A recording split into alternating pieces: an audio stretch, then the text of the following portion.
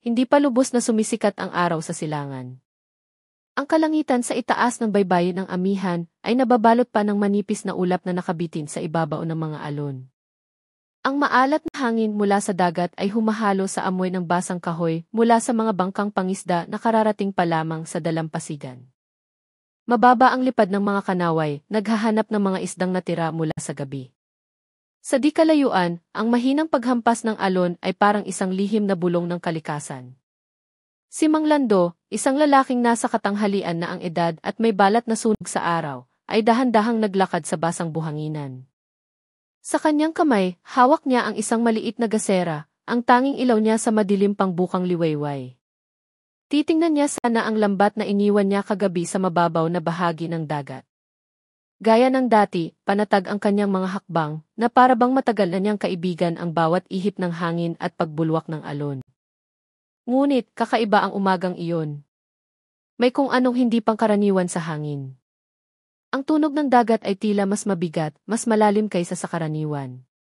Ang bugso ng hanging nagmumula sa silangan ay may dalang kakaibang amoy, malansa at nakasusulaso.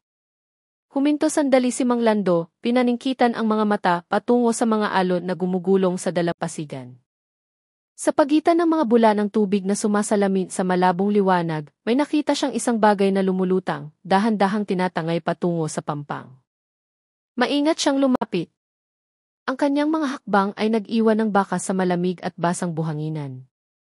Nang ilang metro na lamang ang layo, ipinakita ng liwanag ng gasera ang isang bagay na nagpatigil sa kanyang paghinga. Isang katawan ng tao ang nakahandusay, kalahating nakalubog sa buhangin, ang mahabang buhok nito ay nakatakip sa maputlang mukha. Huminga ng malalim si Mang Lando, halos hindi makapaniwala sa kanyang nakikita. Umatras siya ng ilang hakbang, itinusok ang gasera sa buhangin, at tumakbo patungo sa kanilang baryo. Mabigat ang kanyang mga paa, habol niya ang kanyang hininga. Tahimik pa ang baryo ng amihan, tanging ang sunod-sunod na tilaok ng mga tandang ang maririnig. Pagdating niya sa kanyang maliit na bahay kubo, agad niyang tinawag ang kanyang anak. Nagising si Elena na may pag-aalala sa mukha. Nanginginig ang boses ng kanyang ama nang sabihin nitong mayroong kung ano sa dalampasigan. Nanlaki ang mga mata ni Elena sa kanyang ama, saka tumakbo palabas upang tawagin ang kanilang mga kapitbahay. Sa maikling sandali, ilang mangingisda na may dalang mga sulo at flashlight ang sabay-sabay na naglakad patungo sa dalampasigan. Kasama sa kanila si Aling Sela, isang matandang babae na kilala sa pagkukwento tungkol sa mga kababalaghan sa dagat.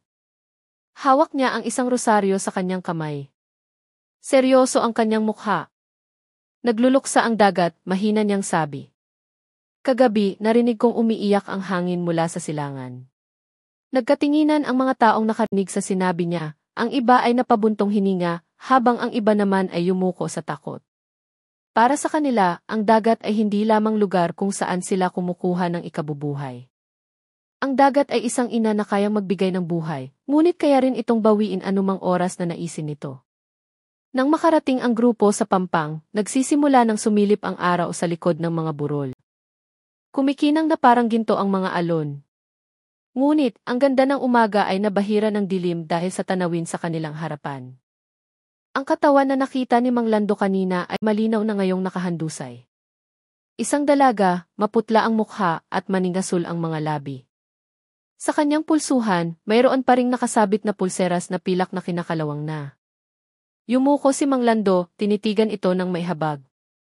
Naalala niya ang kanyang panganay na anak na nawala sa dagat 10 taon na ang nakalilipas, nang isang malakas na bagyo ang tumangay sa kanilang bangka.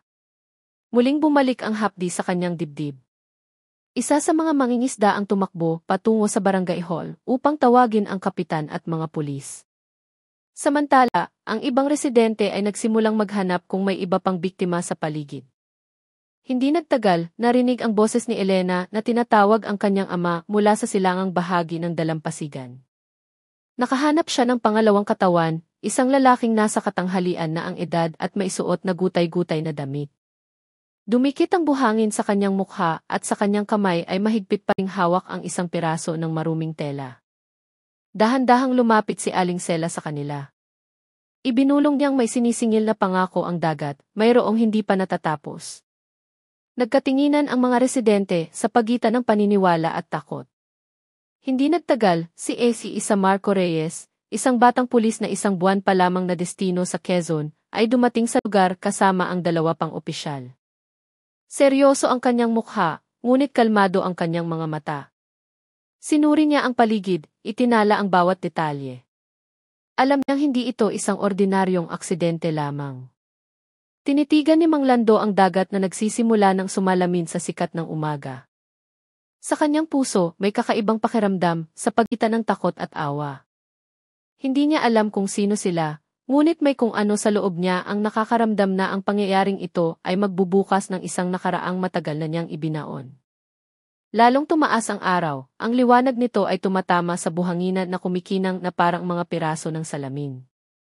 Ngunit, ang ganda ng umagang iyon ay hindi na nagdulot ng kapayapaan. Mahinahon ang ihip ng hangin mula sa dagat, ngunit may dala itong lamig na tumatago sa balat. Sa di kalayuan, nakatayo ang maliit na si Benjo sa harap ng kainan ng kanyang ina, nakatingin sa dalampasigan nang hindi alam kung ano ang nangyayari. Nakikita lamang niya ang kanyang lolo at mga kapitbahay na nagkukumpulan doon, na para bang may malaking lihim na nilamon ang dagat na magbabago sa buhay nilang lahat. Mula nang sumikat ang araw sa ibabaw ng mga buro ng baryo, hindi na naging pareho ang amihan. Ang balita tungkol sa pagkakatagpo ng dalawang bangkay sa dalampasigan ng mga anino ay kumalat na parang hanging dagat na nagdadala ng lamig sa bawat tahanan. Ang mga bata ay pinagbawalan ng maglaro sa dalampasigan, habang ang mga kababaihan ay mas maagang nagsasara ng kanilang mga bintana na para bang nawalan na ng init ang hangin sa umaga. Naghanda si Elena ng mainit na tubig sa kanyang maliit na kainan, ngunit wala ni isang mamimili tulad ng dati. Walang laman ang mga mesang gawa sa kahoy, tanging ang marahang ihip ng hangin mula sa dagat ang maririnig. Nakaupo ang maliit na si Benjo sa isang sulok, nakatingin sa kanyang ina na tila malungkot. Hindi pa niya naiintindihan kung ano ang nangyayari, ngunit nararamdaman niyang mayroong hindi maganda. Nakaupo si Mang Lando sa harap ng bahay, nakatingin sa bangkang nakaangkla sa gilid ng dalampasigan. Hawak niya ang kanyang luma at kupas na sombrero at hindi nagsasalita. Sa kanyang isipan, muling naglaro ang imahe ng mukha ng dalagang natagpuan kaninang umaga. Mayroon siyang gustong alalahanin, ngunit hindi malinaw dahil sa paglipas ng panahon. Pagsapit ng tanghali, dumating ang kapitan ng barangay kasama si AC Marco Reyes at ilang residente. Katayo sila sa gilid ng dalampasigan, pinag-uusapan kung ano ang susunod na gagawin. Malakas na humahampas ang mga alon sa mga bato na para bang nakikinig din. Maingat na sinuri ni Marco ang paligid. Habang ang ibang opisyal ay nagtatala tungkol sa posisyon ng mga bangkay at mga bagay na natagpuan sa malapit. Lumapit si Mang Lando at sinabi kung ano ang una niyang nakita. Seryosong nakinig si Marco at may isinulat sa kanyang maliit na kwaderno. Sinabi niyang susuriin ng pulisya ang ibang posibilidad bukod sa aksidente sa dagat dahil ang kondisyon ng katawan ng mga biktima ay hindi nagpapakita ng karaniwang senyales ng pagkalunod. Ilang mangingisda ang nakatayo sa malayo, nagbubulungan na may seryosong mga mukha. Sinabi ng isa sa kanila na kagabi ay nakakita siya ng kislap ng liwanag sa gitna ng dagat, parang ilaw ng bangka, ngunit masyadong maliwanag para sa isang karaniwang mangingisda. Idinagdag naman ng isa na ang tunog ng alon ay tila may kasamang kung ano mula sa ilalim ng tubig. Dahil sa kwentong iyon, ang ilang residente ay nagdasal sa kanilang mga sarili, humihingi ng proteksyon. Dumating si Aling Sela na may dalang termos ng mainit na tubig at ilang pirasong nilagang kamote. Mahina siyang nagsalita na huwag sanang magsalita ng kung ano-ano ang lahat tungkol sa dagat. Ayon sa kanya, nakakarinig ang dagat at nagagalit kapag ang tao ay nagbibintang ng walang paggalang. Dahil sa sinabi niya, lalong tumahimik ang paligid. Alam ng lahat na matagal nang nakatira si Aling Sela, malapit sa dalampasigan at madalas siyang pinagtatanungan ng mga tao tungkol sa mga bagay na hindi maipaliwanag. Lumapit si Elena sa kanyang ama na nakaupo pa rin sa gilid ng buhanginan. Pinagmasdan niya ang dagat na dahan-dahang nagbabago ang kulay patungong asul-abuhin. Maganda tingnan ang dagat, ngunit nagtatago ito ng takot na hindi nakikita. Sinabi niyang marahil ang mga biktima ay mula sa ibang lugar, tinanggay ng agos matapos ang bagyo noong nakaraang gabi. Tumango lamang si Mang Lando, ngunit hindi niya inaalis ang tingin sa mga alon. Pagsapit ng hapon, dumating ang isang medical team na may dalang stretcher at body bags. Maingat silang nagtrabaho habang pinapanood sila ng mga residente mula sa malayo. Hinila ni Benjo, na nakatayo malapit sa kanyang ina, ang kamay ni Elena at nagtanong sa mahinang boses, gutom po ba ang dagat? Natigilan si Elena sa tanong na iyon. Hinaplos na lamang niya ang ulo ng kanyang anak nang hindi sumasagot. Kausap ni Marco Reyes ang kapitan ng barangay sa ilalim ng isang nakahilig na puno ng niyog. Ipinaliwanag niyang dadalhin ang mga bangkay sa ospital ng probinsya para sa identifikasyon. Ngunit ang ikinababahala niya ay ang mga marka ng sugat sa pulsuhan ng isa sa mga biktima na parang bakas ng pagkakatali. Nangako siyang aalamin niya ito ng mas malaliman at hiniling sa mga residente na huwag gumawa ng mga haka-haka na maaaring magdulot ng panik. Nang dumating ang gabi, lalong lumakas ang hangin mula sa dagat. Ang mga gasera sa mga bahay ay gumagalaw dahil sa ihip ng malamig na hangin. Sa kanyang maliit na kainan, isinara ni Elena ang bintana at inakay si Benjo para matulog. Ngunit, mula sa malayo, naririnig pa rin niya ang tunog ng alon na humahampas sa mga bato. Bawat alon ay parang isang tawag na may dalang mensahe mula sa ibang mundo. Hindi pa natutulog si Mang Lando. Nakaupo siya sa terasa ng bahay, nakatingin sa madilim na dagat na walang bituin. Sa kanyang kamay, mayroon siyang isang lumang litrato ng kanyang panganay na anak na nawala. Malabo na ang mukha sa litrato dahil sa katagalan, ngunit ang mga mata nito ay kamukhang-kamukha ng babaeng natagpuan kaninang umaga. Mahina siyang bumulong, tinatanong kung ibinabalik ba ng dagat ang isang bagay na dati nitong kinuha. Samantala, sa barangay hall, nakatitig pa rin si Marco Reyes sa mapa ng baybayin. Minarkahan niya ang punto kung saan natagpuan ang dalawang bangkay, sa kagumuhit ng linya patungo sa Hilagang Silangan. Isang lugar kung saan madalas umiikot ang malakas na agos. Pakiramdam niya ay mayroong hindi pangkaraniwan doon. Naisip niyang suriin ito bukas ng umaga bago sumikat ang araw.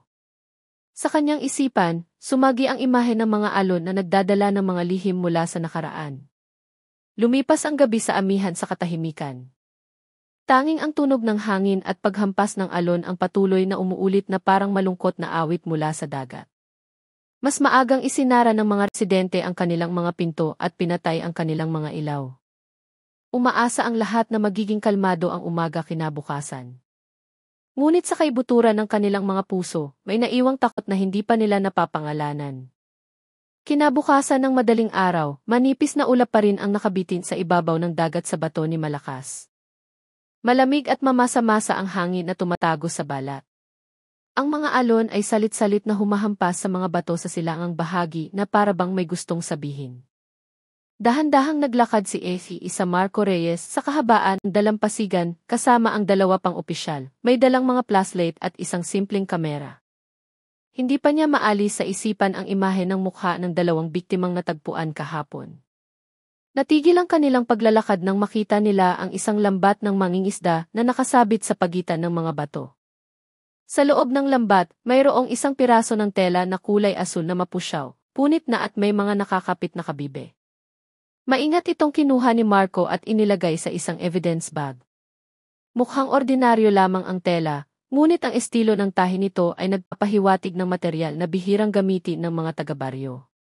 Hinala niya ay maaaring mula ito sa ibang lugar. Lalong lumakas ang ihip ng hangin, nagpalipad ng buhangin sa ere. Mula sa malayo, nakita ang figura ni Mang Lando na naglalakad palapit, may dalang tungkod na kawayan. Mukha siyang pagod, ngunit matalim ang tingin ng kanyang mga mata. Bumati siya sa paos na boses at sinabing mas mabangis ang mga alon ngayon kaysa kahapon. Tumango si Marco at nagtanong, mayroon po bang kakaibang nangyari dito sa paligid noon? Matagalan na nahimik si Mang Lando bago sumagot. Sinabi niyang dati ay may isang maliit na bangkang lumubog sa look sa silangan. 5 tao ang lula ng bangka at 2 lamang ang nakabalik.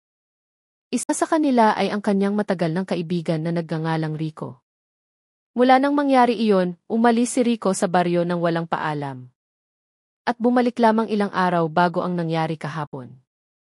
Seryosong nakinig si Marco. Tila mahalaga ang pangalang iyon. Itinala niya ito sa kanyang maliit na kwaderno at nagtanong kung nasa baryo pa ba si Rico. Tumango si Mang Lando at sinabing pansamantalang nakatira si Rico sa isang lumang bahay malapit sa bukana ng ilog. dumating daw siya para bisitahin ang kanyang inang may sakit. Ngunit ang kakaiba, hindi pa siya nakikita sa palengke o sa dalampasigan kasama ng mga residente. Dahan-dahang sumikat ang araw, sumasalamin ng ginintuang liwanag sa ibabaw ng dagat. Mas huminahon ang mga alon, ngunit nanatiling mabigat ang pakiramdam. Nagpaalam si Marco para puntahan si Rico pagkatapos ng tanghali. Nagbilin din siyang huwag munang pumalaot mag-isa ang mga residente hanggat hindi pa tapos ang investigasyon.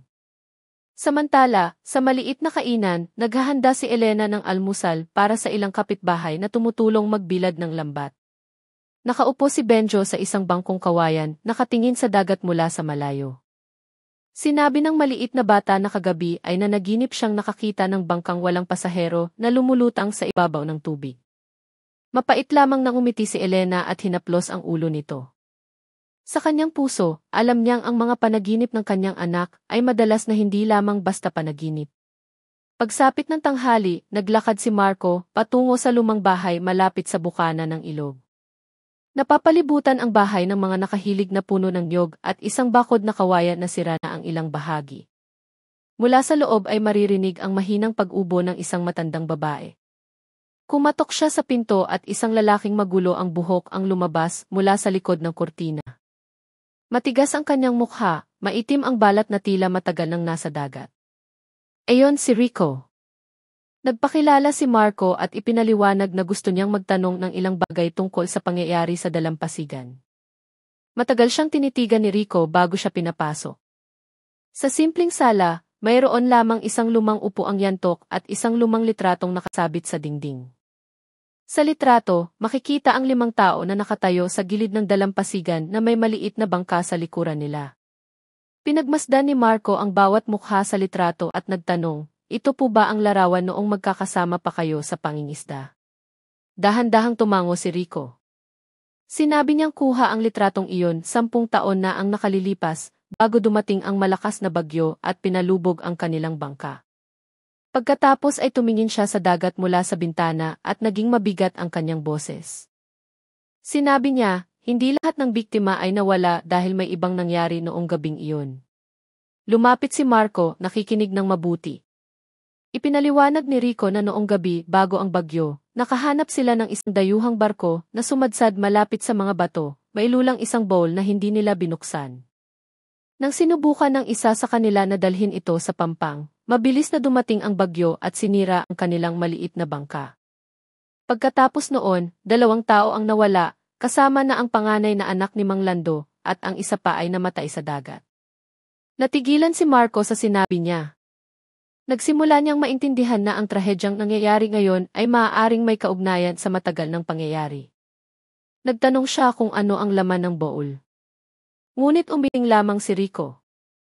Anya, lumubog ang bowl kasama ng barko at mula noon, hindi na muling naging payapa ang dagat sa paligid ng bato ni Malakas. Pagkatapos ng usapan, nagpaalam si Marco at umalis sa lumang bahay na may mabigat na puso. Sa buong paglalakad, pinagmasdan niya ang dagat na sumasalamin sa liwanag ng hapon. Sa di kalayuan, nakita si Mang Lando na nag-aayos ng kanyang bangka, habang nakatingin sa mga alon na patuloy na dumarating. Noong hapong iyon, naging pula-lila ang kulay ng langit. Mas maagang isinara ni Elena ang kainan habang si Benjo ay tumatakbo-takbo, hinahabol ang mga kanaway. Mayroong kung anong hindi maipaliwanag sa hangin, sa pagitan ng kapayapaan at ng isang banta na hindi pa nakikita. Dahan-dahang humampas ang mga alon sa dalampasigan na parang nag-ipon ng hininga bago dumating ang susunod na bagyo. Mamayang gabi, plano ni Marco na bumalik sa lugar kung saan natagpuan ang mga bangkay para maghanap ng karagdagang ebidensya. Sa kanyang puso, naniniwala siyang hindi pa tapos magsalita ang dagat ng bato ni Malakas. Naghihintay lamang ito ng tamang oras para ibunyag ang kanyang mga lihim. Nang gabing iyon, mas malamig kaysa karaniwan ang ihip ng hangin mula sa silangan. Ang kalangitan sa itaas ng dalampasigan ng amihan ay walang bituin, tanging manipis na ulap ang tumatakip sa kalahating buwan. Paulit-ulit na humahampas ang alon sa mga bato, parang tibok ng puso ng isang mundong hindi mapakali. Dahan-dahang naglakad si Isa Marco Reyes sa buhanginan, may dalang maliit na flashlight at kwaderno. Bumalik siya sa lugar kung saan natagpuan ang 2 bangkay 2 araw na ang nakalipas. Ang liwanag ng flashlight ay tumama sa basang buhanginan, bumuo ng malabong mga bakas na hindi pa lubusang nawawala. Sa punto kung saan natagpuan ang unang katawan, mayroon pa ring mga bakas ng paa at mga piraso ng tuyong dahon na nakadikit sa buhangin. Yumuko si Marco, sinuri ang isang maliit na bagay na kumikinang sa pagitan ng buhangin. Dahan-dahan niya itong kinuha. Isang hikaw na pilak na may maliit na ukit na hugis gasuklay na buwan. Maingat niya itong inilagay sa evidence bag. Lalong lumakas ang tunog ng alon. Sa di kalayuan, nakita niya ang anino ng isang tao na nakatayo malapit sa isang lumang bangkang kalahating nakabaon sa buhangin. Ang anino ay tila tahimik na para bang nakatingin sa dagat. Mahina siyang tumawag ngunit walang sumagot. Lumapit siya ng ilang hakbang. Ngunit nang tamaan ng liwanag ng flashlight ang bangka, nawala na ang anino, tanging ang umiikot na hangin ang naroon, nagdadala ng tunog na parang bulong ng isang pangalan na hindi malinaw. Huminga siya ng malalim at sinubukang pakalmahin ang sarili. Madalas talagang mapaglaro sa pandinig ang gabi sa dagat. Ngunit ang kakaibang pakiramdam ay ayaw umalis, na para bang may mga matang nagmamasid sa kanya mula sa likod ng mga alon. Samantala, sa bahay ni Mang Lando, ang hangin ay nagpatunog sa pinto. Hindi makatulog ang matanda. Nakaupo siya malapit sa bintana, nakatingin sa madilim na dagat. Sa liwanag ng gasera, mukha siyang balisa. Pakiramdam niya ay may mangyayari ngayong gabi. Mula sa malayo, narinig ang pag-alulong ng mga aso at ang huni ng mga kwago sa burol sa hilaga. Narinig ni Elena, nakararating pa lamang mula sa pagpapatulog kay Benjo, ang mahinang tawag ng kanyang ama. Lumabas siya at nakita si Mang Lando na nakatingin pa rin sa dagat. Nagtanong siya kung bakit hindi pa natutulog ang kanyang ama. Tumagot si Mang Lando na nagsasalita ang dagat. Nanahimik lamang si Elena, hindi alam kung paano sasagutin. Mula pagkabata, sanay na siya sa mga sinasabi ng kanyang ama na laging inuugnay ang lahat sa dagat. Sa dalampasigan, patuloy na naglakad si Marco sa gilid ng tubig. Huminto siya nang makarinig ng tunog na parang may mabigat na bagay na hinihila sa buhangin. Itinutok niya ang flashlight sa direksyon ng tunog, ngunit wala siyang nakita. Isang alon ang humampas sa kanyang mga bukong-bukong, nagdala ng isang piraso ng itim na tela na dumikit doon. Kinuha niya ito at naramdaman na mas mabigat ito kaysa sa dapat. Nang dahan-dahan niyang buksan, natagpuan niya sa loob ang isang maliit na piraso ng metal, kinakalawang at malamig. Ang hugis nito ay parang bahagi ng isang kahon. Naalala niya ang kwento ni Rico tungkol sa bowl na lumubog 10 taon na ang nakalipas. Bumilis ang tibok ng kanyang puso. Posible kayang ibinalik ng dagat ang natira sa bowl na iyon? Tinitigan niya ang madilim na dagat na para bang naghahanap ng sagot. Lalong lumakas ang hangin. Sa kalangitan, mabilis na gumalaw ang mga ulap, tinakpan ang buwan. Nagliparan ang buhangin, nagpapadilim sa paningin. Sa gitna ng ugong ng alon, may narinig si Marco na kakaiba. Isang tunog na parang mahabang panaghoy mula sa direksyon ng mga bato. Dahan-dahan siyang lumapit. Lalong luminaw ang tunog, parang iyak ng isang babaeng pinipigilan ng hangin. Pagdating niya malapit sa mga bato, may nakita siya sa pagitan ng siwang. Isang mahabang tela ang nakasabit, dahan-dahang gumagalaw dahil sa agos. Hinila niya ito palabas at nagulat nang makita na may malabong sulat sa dulo nito. Halos nawala na ang sulat, ngunit nababasa pa rin ang isang bahagi, ibabalik sa dagat. Napatayo si Marco, mabilis na umikot ang kanyang isipan, sinusubukang intindihin ang kahulugan ng mga salitang iyon. Mensahe ba ito mula sa isang tao o isang pagkakataon lamang? Habang nag-iisip pa siya, kumidlat sa malayo, pandali ang nagliwanag ang dagat. Sa kislap ng liwanag, nakita niya ang anino ng isang lumang bangka sa gitna ng mga alon na hindi dapat naroroon. Mataman niyang tinitigan ang dagat, ngunit nawala ang bangka nang humupa ang kidlat. Tanging matataas na alon ang dumating at humampas sa dalampasigan, nagpataas ng tubig hanggang sa kanyang mga tuhod. Agad siyang umatras palayo at itinala ang lahat ng nakita niya noong gabing iyon. Naniniwala siyang hindi ito isang pagkakataon lamang. Sa bahay ni Rico malapit sa bukana ng ilog, malinaw ding maririnig ang ugong ng alon. Nakatayo ang lalaki sa harap ng bintana, nakatingin sa dagat na may maputlang mukha. Mahigpit niyang hinawakan ang isang maliit na kwintas na nakasabit sa kanyang liig, at mahinang bumulong na dumating na ang oras. Alam niyang sisingilin ng dagat ang isang bagay na ipinangako niya maraming taon na ang nakalipas. Bago mag-umaga, biglang huminto ang hangin, naging tahimik ang dagat. Tanging ang tunog ng mga patak ng tubig na bumabagsak mula sa mga dahon ng niyog. Tumingin si Marco sa paligid at naramdaman niyang kakaiba dahil naging napakalamig ng hangin. Lumingon siya sa direksyon ng mga bato kung saan niya natagpuan ang tela. Doon, nakita niya ang mga basang bakas ng paa patungo sa bukana ng ilog. Hindi sa kanya ang mga bakas na iyon. Yumuko siya, tinitingnan ito gamit ang flashlight. Ang mga bakas ay humahaba at nagtatapos sa basang buhanginan malapit sa maliit na daloy ng ilog. Ngunit sa huling punto, biglang huminto ang mga bakas na parabang biglang naglaho ang nag-iwan nito. Matagal na nakatayo si Marco, nakatingin sa direksyong iyon. Dahan-dahang bumalik ang hangin, nagdadala ng amoy alat na may kasamang lansa na tumatago sa ilong. Sa langit, muling lumabas ang buwan mula sa likod ng mga ulap, nagliwanag sa dalampasigan na ngayon ay mukhang payapa na. Ngunit sa kapayapaang iyon, mayroong hindi tama. Sa gilid ng tubig, may nakitang maliit na anino na lumulutang, dahan-dahang lumalapit sa pampang. Humakbang si Marco ng isang beses sa huminto. Malakas ang tibok ng kanyang puso. Alam niyang hindi pa tapos magsalita ang dagat ng bato ni Malakas. Ang gabing ito ay simula pa lamang ng isang bagay na mas malalim kaysa sa agos at bagyo. Kinabukasan ng umaga, mukhang madilim ang kalangitan sa itaas ng bato ni Malakas na parabang nababalot ng kulay abong ulap.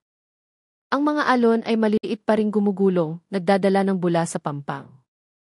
Dahan-dahang bumaba ang mga residente ng baryo Amihan sa daanan patungo sa gilid ng dagat. Matapos marinig ang balita mula sa ilang mangingisda na may natagpuan na naman pagsikat ng araw. Nasa unahan si Mang Lando, sinusundan ni Elena at ilang kalalakihan ng baryo. Seryoso ngunit mausisa ang kanilang mga mukha. Sa gitna ng tunog ng alon, maririnig ang bulungan ng mga residente na nanghula kung ano ang natagpuan sa pagkakataong ito. Ang hangin ay may dalang amoy alat na may kasamang lansa, kaya't ang ilan ay nagtakip ng ilong. Pagdating nila sa lugar na sinabi ng mga mangingisda, lahat ay biglang natahimik. Sa basang buhanginan, nakahandusay ang isang maliit na bowl na gawa sa kahoy, kalahating bukas. Bulok na ang kahoy, ngunit makikita pa rin ang ukit na hugis alon sa labas nito. Sa loob, may mga piraso ng tela at ilang kinakalawang na metal na mukhang mga lumang alahas. Sa tabi ng bowl, may isang piraso ng itim na telang basa, katulad ng natagpuan ni Marco kagabi. Si Isa Marco Reyes, na dumating hindi nagtagal, ay maingat na sinuri ang bowl.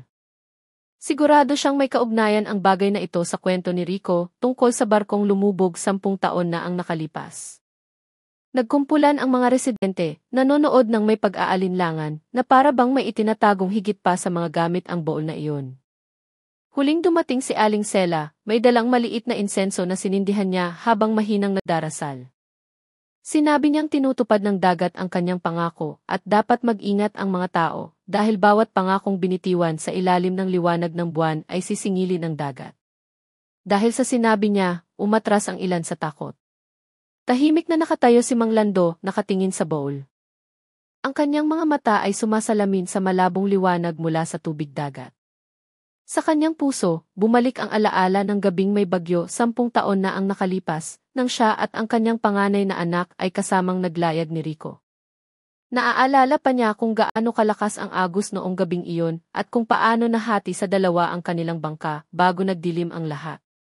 Mula noong gabing iyon, hindi na niya muling nakita ang kanyang anak. Itinaas ni Marco ang isang bagay mula sa loob ng bowl.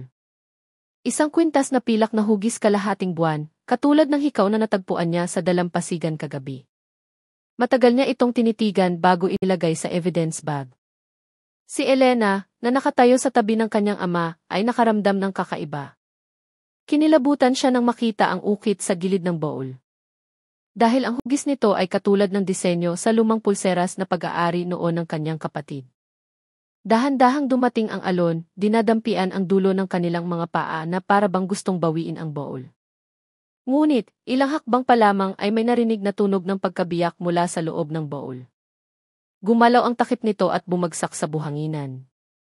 Mula sa loob, lumabas ang isang bugso ng malamig na hangin na parang ulap na agad na wala ng hipa ng hangin. Umatras ang lahat ng isang hakbang. Mahinang nagsalita si Aling Sela na binuksan na ng dagat ang kanyang pinto. Lalong natakot ang mga residente. Ang ilan sa kanila ay tumakbo pabalik sa baryo. Sinubukan ni Marco na pakalmahin ang sitwasyon. Sinabi niyang kailangan munang patunayan ang lahat ng ito sa siyentipikong paraan. Hindi dapat magpadala sa takot. Ngunit sa kanyang sariling puso, nakaramdam din siya ng hindi pangkaraniwang lamig. Pagsapit ng tanghali, tinakpan ng mga ulap ang araw. Naging kulay abuhin ang dagat, parang isang malabong salamin. Tinulungan ni Elena ang kanyang ama sa kainan, ngunit hindi mapakali ang kanyang kalooban. Ilang beses siyang tumingin sa dalampasigan mula sa maliit na bintana. Ang maliit na si Benjo ay nakaupo sa sahig, nagdodrawing ng bangka gamit ang isang mapurol na lapis. Nang tanungin ni Elena kung ano ang kanyang idinodrawing, mahinang sumagot si Benjo na iyon daw ang bangka ng kanyang tiyuhin na umuwi na mula sa dagat. Natigilan si Elena sa sagot na iyon. Sa lumang bahay malapit sa bukana ng ilog, narinig din ni Rico ang balita tungkol sa bowl na natagpuan. Naglakad-lakad siya sa sala, maputla ang mukha. Nagtanong ang kanyang inang may sakit kung bakit mukha siyang takot.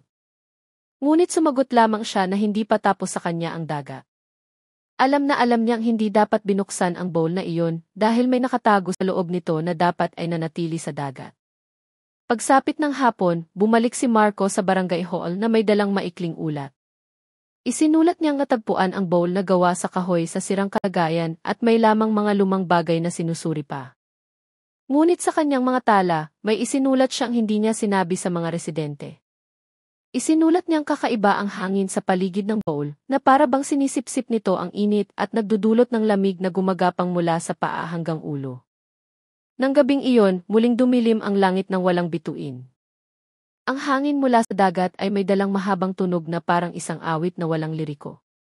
Nakaupo si Mang Lando sa harap ng bahay, nakatingin sa gumagalaw na gasera.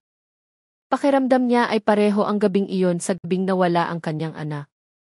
Mula sa malayo, narinig ang tunog ng bangkang kumakaskas sa mga alon. Ngunit wala ni isang mangingisda ang pumalaot noong araw na iyon. Lumapit si Elena sa kanyang ama na may dalang isang tasa ng mainit na tsaa. Sinabi niyang pumasok na at magpahinga. Ngunit, mahinang sumagot si Mang Lando na mayroong hindi pa tapos sa dagat. Tumingin si Elena sa madilim na dagat at nagsalita, sana, kung anuman iyon, hindi na muling kumuha ng taong mahal ko. Ang hangin ay may dalang amoy ng asin at bulaklak ng niyog mula sa burol. Mula sa direksyon ng dalampasigan, may nakitang malabong liwanag na parang maliit na parol na dahan-dahang gumagalaw sa ibabaw ng tubig. Nakita ni Benjo, nagising pa, ang liwanag na iyon mula sa bintana ng kanyang silid at bahagyang umiti dahil akala niya ay iyon ang bangka ng kanyang tiyuhin na umuwi na. Ang gabi sa bato ni Malakas ay tila mas mahaba kaysa sa dati. Walang tigil ang pagdating at pag-alis ng mga alon na parang hininga ng isang higanteng nagbubuntong hininga mula sa kalaliman ng dagat. Sa likod ng bawat alon, tila may nakatagong lihim na naghihintay na mabunyag. At sa lahat ng nakatingin sa dagat noong gabing iyon, tanging ang dagat lamang ang nakakaalam kung sino ang susunod niyang tatawagin. Kinabukasan ng umaga, umambon, binasa ang mga daan ng lupa sa Baryo Amihan. Dahan-dahang gumalaw ang mga dahon ng saging at mula sa malayo ay narinig ang tilaok ng mga manok sa gitna ng manipis na ulap. Dahil sa malamig na hangin, ayaw lumabas ng mga residente. Ngunit sa maliit na kainan ni Elena, bukas na ang apoy sa kalan mula pa madaling araw. Naghanda siya ng mainit na tubig para sa tsaa at kape. Kahit wala pang ni isang mamimili, nakaupo si Mang Lando sa upuan malapit sa bintana, pinagmamasdan ang ulan na bumabagsak sa bakuran. Mukha siyang pagod. Mula nang matagpuan ang bowl na gawa sa kahoy 2 araw na ang nakalipas, hindi na naging mahimbing ang kanyang tulog. Bawat gabi ay may naririnig siyang tunog na parang mga yapak sa labas ng bahay, sinusundan ng mahinang bulong na tumatawag sa kanyang pangalan. Sinubukan na ni Elena na kumbinsihin siyang tunog lamang iyon ng hangin, ngunit sa kanyang sariling puso, nagsisimula na rin siyang magduda. Pagsapit ng umaga, ilang residente ang dumating na may dalang balita. Sinabi nila, may isang estrangherong lalaki ang nakitang naglalakad sa paligid ng dalampasigan kagabi. Nakasuot ang lalaki ng basang damit at naglalakad ng walang sapin sa paa. Walang nakakakilala sa kanya. Iniisip ng ilan na marahil ay isang mandaragat na napadpad. Ngunit ang ikinatakot nila ay ang direksyon ng kanyang paglalakad na laging patungo sa bato ni Malakas, kung saan natagpuan ang dalawang bangkay. Si S.E. Marco Reyes, na nakarinig ng balita, ay agad na nagtungo sa lokasyon kasama ang dalawang opisyal. Umaambon pa rin. Sa gitna ng ulap, nakita niya ang mga bakas ng paa sa buhanginan patungo sa direksyon ng mga bato sa kabiglang nawala malapit sa bukana ng ilog. Kinunan niya ng litrato ang mga bakas at inutusan ang ibang opisyal na suriin ang paligid. Sa kabilang dako, nakaupo si Rico sa harap ng kanyang bahay, hawak ang maliit na kwintas na lagi niyang dala. Gawa ang kwintas sa balat na may palawit na metal na hugis alon. Mahigpit niya itong hinawakan na para bang iyon lamang ang makapagpapakalma sa kanya. Sa kanyang isipan, muling sumagi ang gabi ng bagyo, maraming taon na ang nakalipas ng siya, at ang kanyang mga kasama ay nakahanap ng baul sa dagat. Naaalala niya kung paano tumanggi ang panganay na anak ni Mang Lando na buksan ang bowl dahil masama ang kanyang kutob. Ngunit pinilit ng iba. Nangyanigi ng malaking alon ang bangka, nahulog ang bowl sa tubig at nabiyak. Mula sa loob nito ay lumabas ang isang asul na liwanag na nagpayanig sa dagat. Mula noon, hindi na siya nakatulog nang hindi naririnig ang boses mula sa dagat na tumatawag sa kanyang pangalan. Naniniwala siyang naaalala ng dagat ang lahat ng nangyari noong gabing iyon. Pagsapit ng hapon, nagbibilad ng isda si Elena sa likod bahay nang makita niya ang isang figura ng tao na naglalakad sa daanan patungo sa dalampasigan. Mula sa malayo, mukha itong isang matangkad na lalaking may mahabang basang buhok, nakayuko habang naglalakad. Inisip niyang marahil ay isa ito sa mga mangingisda, ngunit mabagal ang kanyang mga hakbang at hindi lumingon ng tawagin. Nang muli siyang tumawag, nawala na ang figura sa likod ng kurbada. Kinilabutan si Elena. Pumasok siya sa bahay at tinawag ang kanyang ama. Agad na lumabas si Mang Lando, ngunit wala siyang nakita. Tanging ang mga bakas ng paa sa lupa na dahan-dahang nawawala dahil sa ulan. Matagal siyang nakatingin sa direksyon ng dalampasigan at mahinang sinabi na may hinahanap na nawawala ang dagat. Pagsapit ng gabi, dumating si Marco sa bahay ni Mang Lando na may dalang bagong balita. Sinabi niyang ang resulta ng pagsusuri sa bowl ay nagpapakita ng mga marka ng metal na hindi pangkaraniwan. Ang mga ukit nito ay katulad ng mga lumang disenyo mula sa hilagang baybayin. Ipinakita rin niya ang hikaw at kwintas na natagpuan. Nang makita ang kwintas, natigilan si Mang Lando. Nanginginig ang kanyang mga kamay nang hawakan ito. Sinabi niyang iyon ang dating suot ng kanyang panganay na anak bago ito nawala. Naging tahimik ang loob ng bahay. Tumingin si Elena sa kanyang ama na may namumuong luha sa mga mata. Itinala ni Marco ang lahat ng sinabi sa kanyang maliit na kwaderno. Nagsimula siyang maniwala na ang mga nangyayari ngayon ay hindi lamang isang pagkakataon. Marahil ay ibinabalik ng dagat ang isang bagay na matagal na nitong itinago. Nang bumagsak ang gabi, mas malamig kaysa karaniwan ang ihip ng hangin mula sa dagat. Mula sa malayo, narinig ang malabong tunog ng kulog sa ibabaw ng mga alon. Sa gitna ng tunog na iyon, biglang may narinig na maikling sigaw mula sa direksyon ng dalampasigan. Lumabas ng bahay si Elena at Mang Lando. Tumakbo patungo sa pinanggalingan ang tunog kasama ang ilang residenteng nakarinig din. Sa gilid ng dalampasigan, nakita nila ang isang bagay na nagpatigil sa lahat. Malapit sa mga bato, nakatayo ang isang lalaking may basang damit at buhok na nakatakip sa mukha. Hawak niya ang isang piraso ng itim na tela. Hindi siya gumagalaw, nakatingin lamang sa dagat na nakatalikod sa kanila. Dinadampian ng alon ang kanyang mga paa, ngunit hindi siya natinag. Si Marco, nakararating lamang, ay itinaas ang flashlight patungo sa lalaki. Ngunit biglang umihip ang malakas na hangin at namatay ang liwanag ng flashlight. Nang muling bumukas ang ilaw, wala na ang figura. Tanging ang itim na tela ang nakalatag sa buhanginan. Yumuko si Elena, kinuha ang tela at nakita ang malabong sulat sa dulo nito na nagsasabing, hindi kailanman nakakalimot ang dagat. Nagkatinginan ang mga residente na may maputlang mga mukha. Maingat na kinuha ni Marco ang tela at sinabihan ang lahat na umuwi na. Sinabi niya, bukas ng umaga, mas malawak nating susuriin ang paligid. Ngunit sa kanyang puso, alam niyang ang figurang nakita nila ngayong gabi ay hindi lamang isang estranghero. Naglakad pa uwi si Mang Lando na may mabigat na mga hakbang. Bawat ihip ng hangin ay nagpapakilabot sa kanya. Pakiramdam niya ay may mga matang sumusunod mula sa likod ng kadiliman ng dagat. Sa harap ng bahay, huminto siya at tinitigan ang mga alon na kumikinang dahil sa liwanag ng buwan. Sa kanyang puso, bumulong siyang marahil ay gusto talagang ibalik ng dagat ang isang bagay na dati niyang nawala. Noong gabing iyon, mas mabigat at mahaba ang tunog ng mga alon. Sa loob ng bahay, hindi makatulog si Elena. May narinig siyang tunog ng isang batang tumatawa mula sa direksyon ng dalampasigan. Ngunit mahimbing nang natutulog si Benjo sa kanyang tabi. Tinakpan niya ang kanyang mga tainga, ngunit patuloy pa ring naririnig ang tunog. Isang tawa na dahan-dahang nagiging isang malambing na tawag na para bang kilala siya nito mula sa nakaraan. Humupa ang ulan noong gabing iyon, nag-iwan ng manipis na ulap na lumulutang sa ibabaw ng mga bubong. Ang tunog ng alon ay maririnig sa malayo, parang isang mahabang hininga mula sa direksyon ng bato ni Malakas. Nakahiga si Elena sa tabi ni Benjo na mahimbing nang natutulog. Ang gasera sa maliit na mesa ay nanginginig dahil sa ihip ng hangin mula sa siwang ng bintana.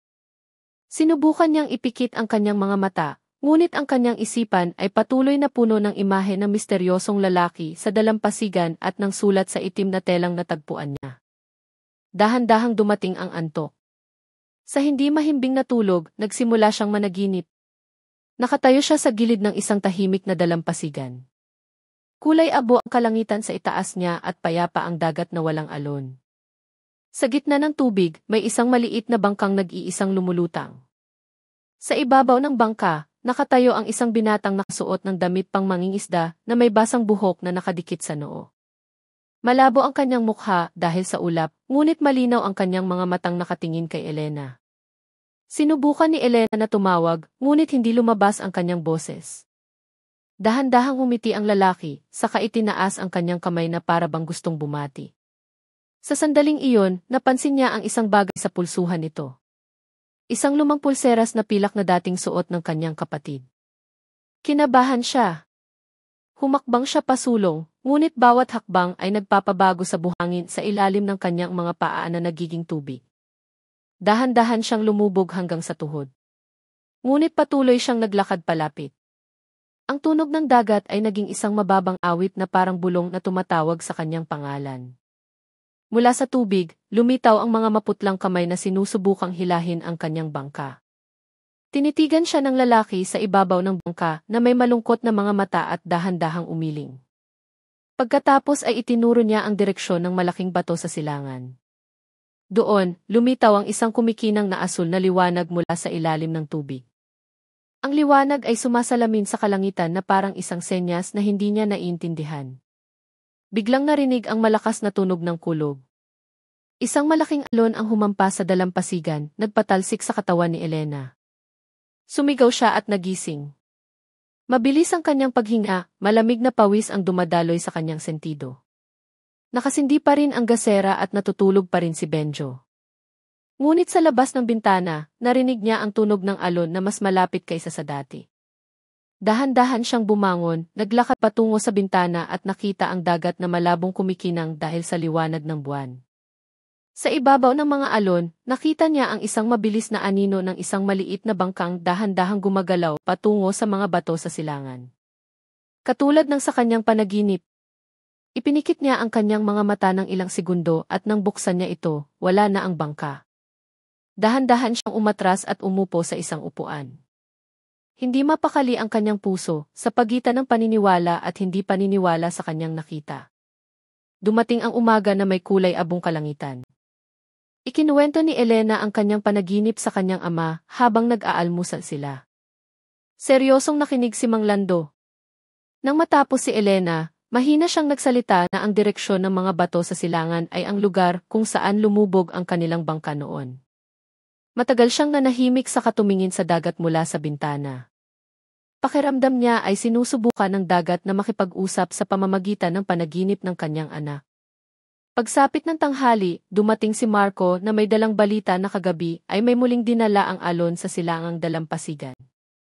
Isang piraso ng lumang tabla ng bangka na maihalos burado ng sulat. Hiniling niyang sumama si Mang Lando para tingnan dahil ang sulat sa tabla ay katulad ng pangalan ng bangka ng kanilang pamilya na nawala maraming taon na ang nakalipas. Naglakad silang tatlo patungo sa silangang dalampasigan, dinaanan ang mga puno ng niyog at malalaking bato. Mahina ang hampas ng alon at ang hangin ay may dalang amoy alat na tumatago sa ilong. Sa gilid ng dalampasigan, natagpuan nila ang tabla ng kahoy na napadpad sa gitna ng mga damong dagat. Sa ibabaw nito, may nakaukit na mga letrang halos nawala na ngunit nababasa pa rin ng malabo. Ang sulat ay nagsasabing, Amihan, ang pangalan ng bangkang dating sinasakyan ng panganay na anak ni Mang Lando. Tinitigan ni Elena ang tabla na may namumuong luha sa mga mata. Dahan-dahan niya itong hinawakan na parabang takot na masira ang natitirang alaala. Matagal na yumuko si Mang Lando at sinabi sa nanginginig na boses na marahil ay gusto talagang ibalik ng dagat ang lahat. Itinala ni Marco ang lahat ng natuklasan at sinabing kailangan nilang magsiyasat pa sa paligid ng mga bato sa silangan. Naniniwala siyang mayroon pang isang bagay sa ilalim na makakapagpaliwanag sa lahat ng pangyayari. Ngunit para sumisid, kailangan nila ng tulong ng isang mangingisdang matapang dahil kilala ang lugar na iyon sa malakas na agos. Sa hapon, pinuntahan ni Marco si Rico. Mukhang maputla ang lalaki at pula ang kanyang mga mata na parang hindi natulog magdamag. Nang marinig ang balita na natagpuan ang tabla ng bangka, nagbago ang kanyang mukha, mahigpit niyang hinawakan ang kwintas sa kanyang leg. Sinabi niya sa paos na boses na nagsisimula ng buksan ng dagat ang mga lumang sugat at ang nangyari 10 taon na ang nakalipas ay hindi na maitatago pa. Nagtanong si Marco kung ano talaga ang nangyari noong gabing may bagyo. Matagal na nahimik si Rico saka sumagot na hindi lahat ng biktima ay nalunod. Mayroong sinadyang pakawalan sa dagat para pakalmahin ang agos. Hindi na siya nagpaliwanag pa, sinabi lamang na noong gabing iyon ay may kasunduang kinasasangkutan niya at ng ilang tao. Nagulat si Marco sa sinabi niya. Naramdaman niyang ang pangyayaring matagal ng itinuturing na aksidente ay nagtatago pala ng isang madilim na lihim.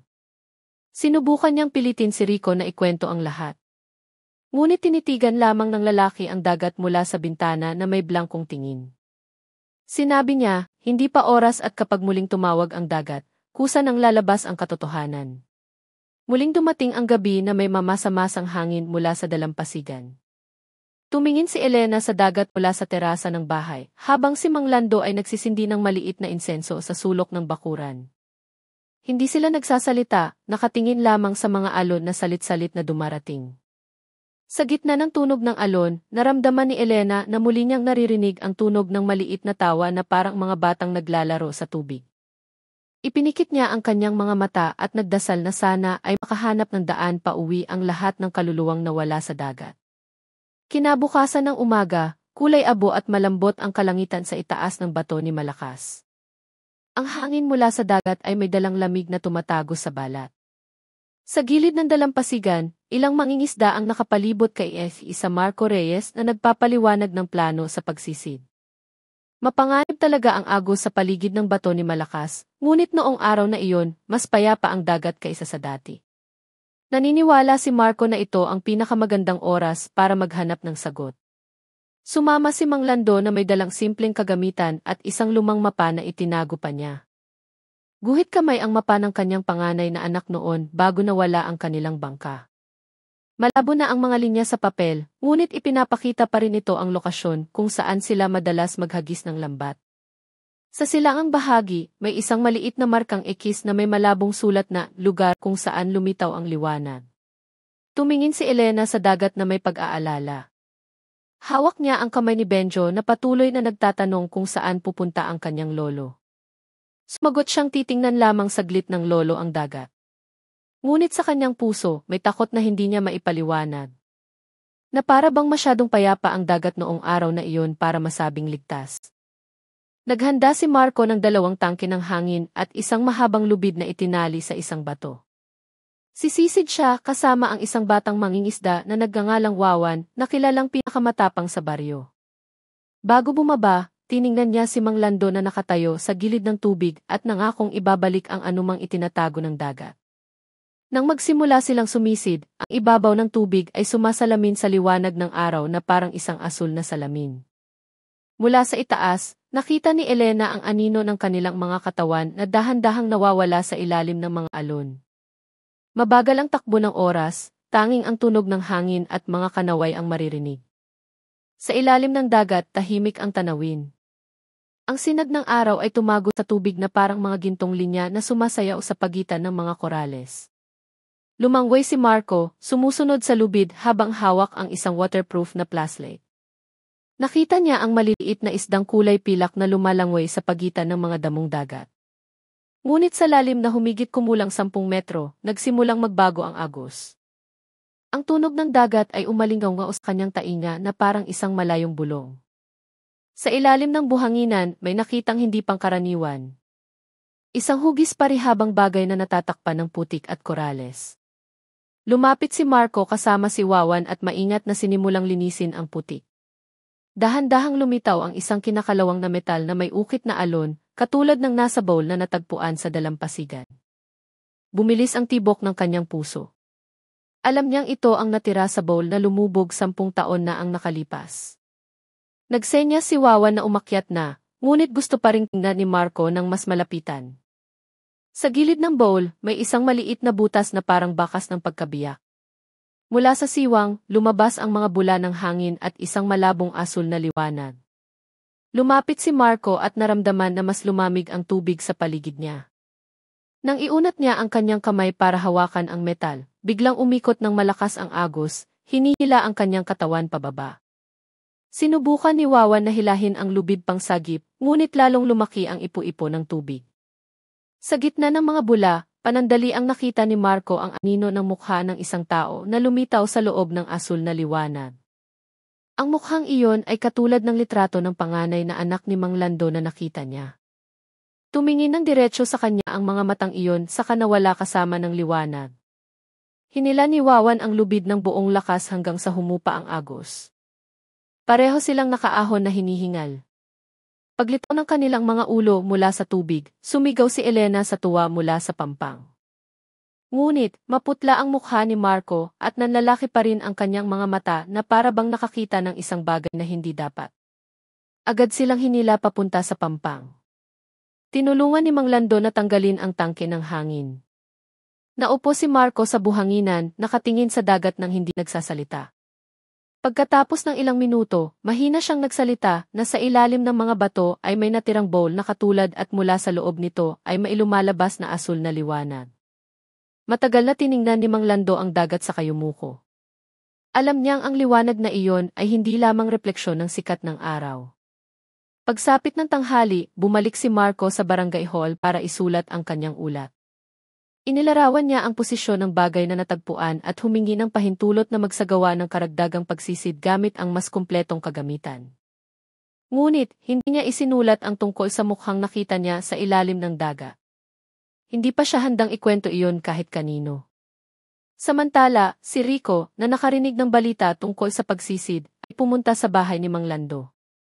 Maputla ang kanyang mukha at nanginginig ang kanyang katawan. Nagtanong siya sa mahinang boses kung may natagpuan ba sila sa ilalim. Sumagot si Mang Lando na natagpuan nila ang lumang bowl. Nang marinig iyon, biglang lumuhod si Rico, nakatingin sa lupa. Sinabi niyang ang bowl na iyon ay hindi kayamanan kundi isang kulungan. Umiyak siya at sinabing noong gabing may bagyo, nagkamali sila ng malaki. Sinubukan ni Elena na pakalmahin si Rico, ngunit patuloy siyang nagsalita sa nanginginig na boses na may binuksan silang hindi dapat buksan. Nagmakaawa siyang huwag nang subukang sumisid doon. Ngunit, si Marco na dumating hindi nagtagal ay nagsabing kailangang ituloy ang investigasyon dahil maraming buhay na ang nawala at kailangang mahanap ang katotohanan. Sa hapon, muling dumilim ang langit. Ang hangin ay may dalang amoy alat na mas matapang kaysa dati. Sa di kalayuan, naging mabigat ang tunog ng alon na parang umuungol. Nakatayo si Elena sa harap ng bahay, pinagmamasdan ang nagangalit na dagat. Sa ibabaw nito, may kumikinang na asul na liwanag, katulad ng ikinuwento ni Marco. Hinawakan niya ang kamay ni Benjo at bumulong na huwag lalabas ng bahay ang kanyang anak ngayong gabi. Sa ilalim ng madilim na langit, tila nabuhay ang dagat ng bato ni Malakas. Mas tumaas ang mga alon kaysa dati na para bang may isang bagay sa kalaliman nito ang nagsisimula ng magising. Sa gitna ng ugong ng hangin, narinig ang malabong tunog na parang bulong ng pangalan ng isang tao. At sa gitna ng dagat, patuloy na kumikinang ang asul na liwanag na iyon na para bang tumatawag sa sinumang may utang na pangako sa dagat. Kinabukasan, mas malakas kaysa karaniwan ang ihip ng hangin. Malakas na gumalaw ang mga dahon ng niyog at ang tunog ng alon ay naririnig hanggang sa gitna ng baryo. Nagising ang mga residente ng amihan na may pag-aalala. Mula pa madaling araw, naging maitim ang kulay ng dagat at mabigat ang itsura ng kalangitan na parang nagbabadyang bumuhos ang malakas na ulan. Ang mga mangingisda na karaniwang naghahanda ng pumalaot ay piniling manatili sa bahay. Naniniwala silang ayaw magambala ng dagat. Sa kanyang maliit na kainan, nagwawalis ng sahig si Elena habang paminsan-minsan ay tumitingin sa labas. Nakaupo si Benjo malapit sa bintana, muling nagdodrawing ng bangka sa kanyang lumang kwaderno. Sa pagkakataong ito, iginuhit niya ang isang bangkang nakabaliktad at sa ilalim nito ay may mga asul na guhit na kahawig ng liwanag. Nang tanungin ni Elena kung bakit ganoon ang kanyang iginuhit, sumagot ang maliit na bata na galit daw ang dagat. Natahimik na lamang si Elena at mahigpit na niyakap ang kanyang anak. Nakaupo si Mang Lando sa harap ng bahay, nakatingin sa langit. Pakiramdam niya ay nanghihina ang kanyang katawan na parang nawalan ng lakas. Magdamag siyang nanaginip tungkol sa kanyang panganay na anak na nakatayo sa ibabaw ng tubig na may malungkot na mukha. Sa panaginip, sinabi ng kanyang anak na hindi dapat sisihin ang dagat dahil ang tao mismo ang lumabag sa kanyang pangako. Paulit-ulit sa kanyang isipan ang mga salitang iyon kahit nagising na siya. Pagsapit ng tanghali, dumating si Marco na may dalang mahalagang balita. Sinabi niyang gusto ni Rico na makipagkita sa barangay hall para aminin ang isang bagay tungkol sa pangyayari 10 taon na ang nakalipas. Seryoso ang mukha ni Marco. Hindi siya nagpaliwanag ng marami, hiniling lamang na sumama si Mang Lando at ilang residente para makinig. Ang barangay hall na karaniwang maingay ay tahimik. Tanging ang tunog ng hanging humahampas sa bubong na yero ang maririnig. Nakaupo si Rico sa isang mahabang upuan na nakayuko. Sa kanyang mga kamay, hawak pa rin niya ang kwintas na metal na hugis alon. Nakatayo si Marco sa tabi niya, naghihintay. Pagkatapos ng mahabang katahimikan, nagsimulang magsalita si Rico sa nanginginig na boses. Sinabi niyang noong gabing may bagyo 10 taon na ang nakalipas, silang 5 ay nakahanap ng isang dayuhang barko na sumadsad sa mga bato. Sa loob ng barko, may isang malaking bowl na mahigpit na nakasara. Sinabi ng isa sa kanila, marahil ay mahalagang bagay iyan. Sinubukan nilang buksan ito ng pilit kahit na mariing tumutol ang panganay na anak ni Mang Lando. Nang mabuksan ang takip ng bowl, lumabas ang isang nakakasilaw na asul na liwanag at kasabay nito'y ang ugong mula sa dagat. Mabilis na dumating ang bagyo, kaya't hindi na sila nakatakas. Nahati sa dalawa ang kanilang bangka at lumubog ang bowl. 2 tao ang agad na tinangay ng agos. Habang si Rico at ang 2 pa ay nakasampa sa mga bato.